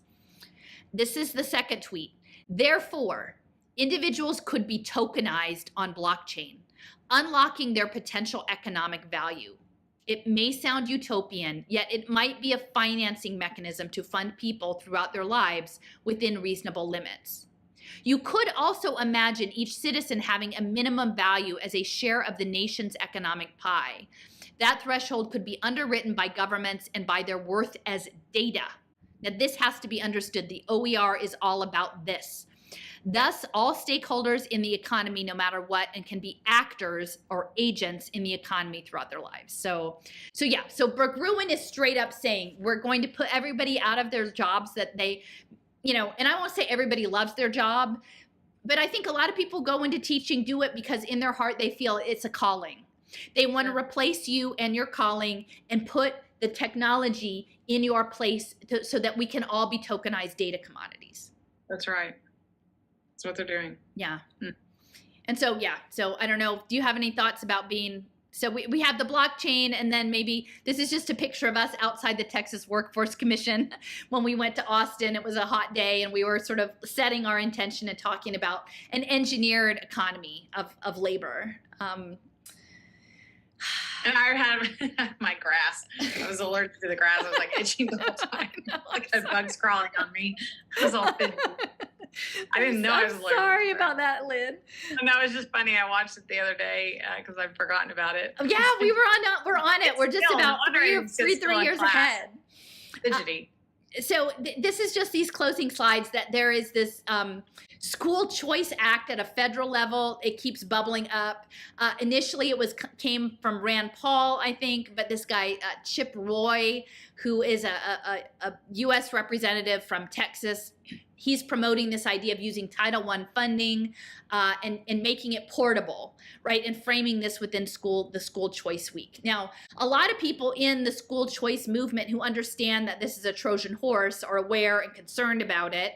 And the chances are at this point, it's not necessarily got a lot of legs, but they keep at it till you make it work, It sucks all the energy out of the room every session. And so then we can never really address what needs to happen. It's like I want vouchers. I don't want vouchers. I want vouchers. You know, it's like the whole fight. And then, you know, so yeah, now it's going at the federal level. Yeah. And what I thought was interesting when I looked up Chip Roy is that, so he's in his third term in Congress, and he represents a district that is a little bit of Austin, North San Antonio, and the Hill Country, which I will say it's interesting because Raul actually has some stuff on, like, he's been writing on the Steiner stuff for a while.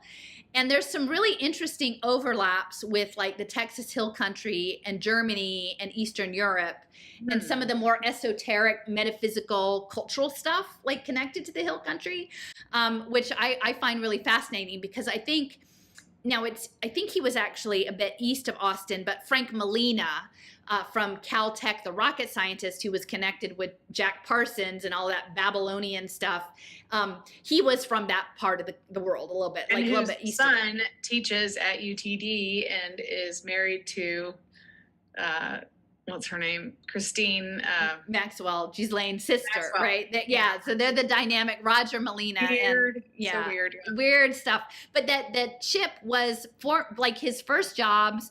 Let's see, it says that he got his JD from the University of Texas, but one of his first jobs was as an investment banking analyst. So that's consistent, right? Nice. Mm-hmm. And then, you know, again, this our poster child, our boy. Yeah. So Roy didn't come up with this idea on his own. This wasn't Roy's idea. This is coming. So I keep saying, like, the conservative libertarian bent, which is represented by the Rand Paul part of this drama, has a very specific role to play. And their role, again, is to turn us all into agents in the human venture capital game. And so, I just hear he is on a podcast, Rand Paul, with Corey DeAngelis about educational freedom. Yeah. So can you remind me to say a few words about Corey DeAngelis? And then we just have so one he was the one that we found, well, it's interesting because all the Christian conservatives are rubbing elbows with him and taking their picture with him, and he's an atheist tied to UNESCO. So it's like, and UNESCO is the OER stuff came right out of UNESCO, right? So you can't make this stuff up. But this is their boy, and he worked for American Federation. He's not even clean cut, Lynn. I know. He's got like his little 5 o'clock shadow over there.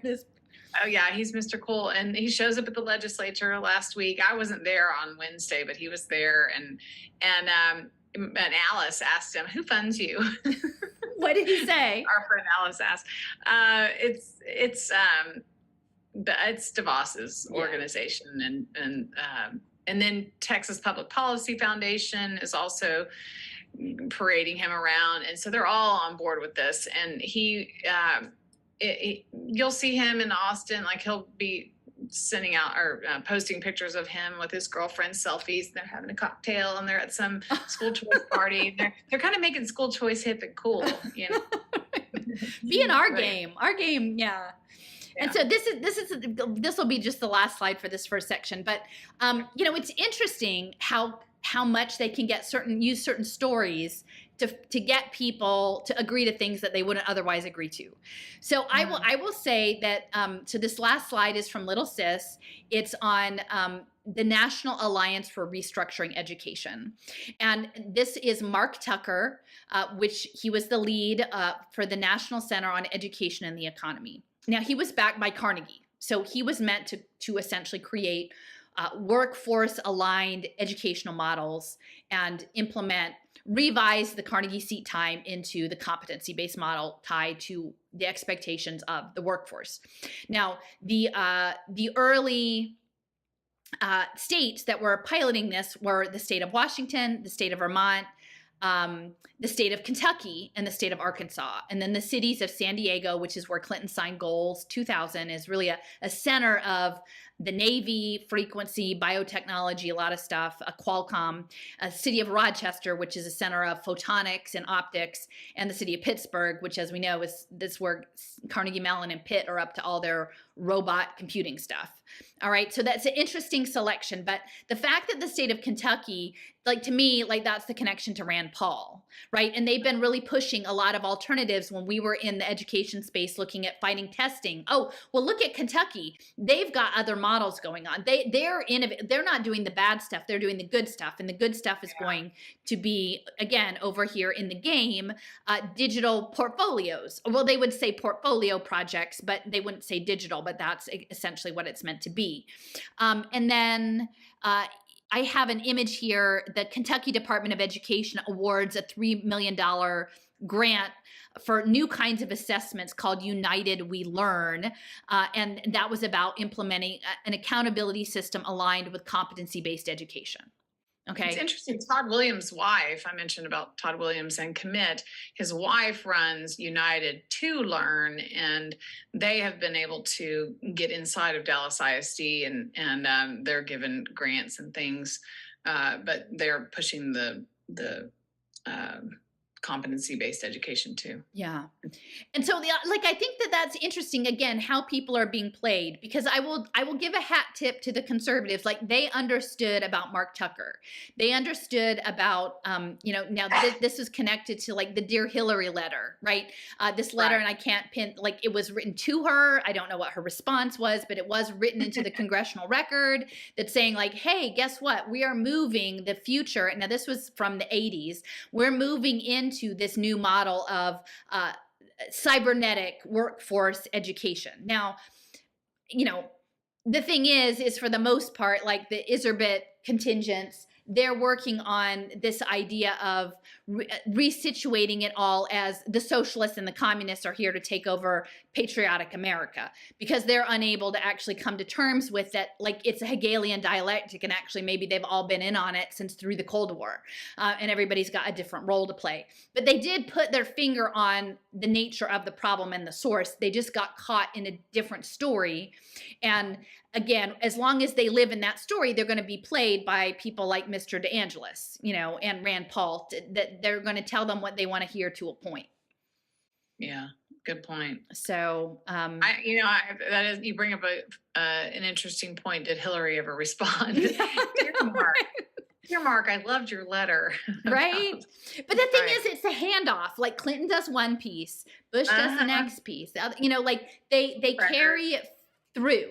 And I think until we can, and the challenge is that once you've aligned yourself with a certain storyline, and you've surrounded yourself with people who are all in your social network and your media feeds that are reinforcing that, it's very hard to consider that there might be other parts of the story that you haven't learned yet, that would give you a very different view. And so, but in this idea of competency-based learning that Emily was really out on the lead in, and she had, I think her blog has actually gone private now, but Saving Maine Schools, because she saw it firsthand. And guess what? She was the teacher who had in her heart, this isn't right. There are things being presented that don't feel right. There are the ways technology are being used and wearables that have questions about. I don't understand all of it, but I know my mother's intuition, my intuition about, and as an educator, knows that this, and she started digging. And so, and from that, we all kind of continue to build off that. So thanks, Emily. Yeah. Appreciate all right. Well, all right. So I guess we'll just close off and to be continued. Okay. Wonderful. Thank you.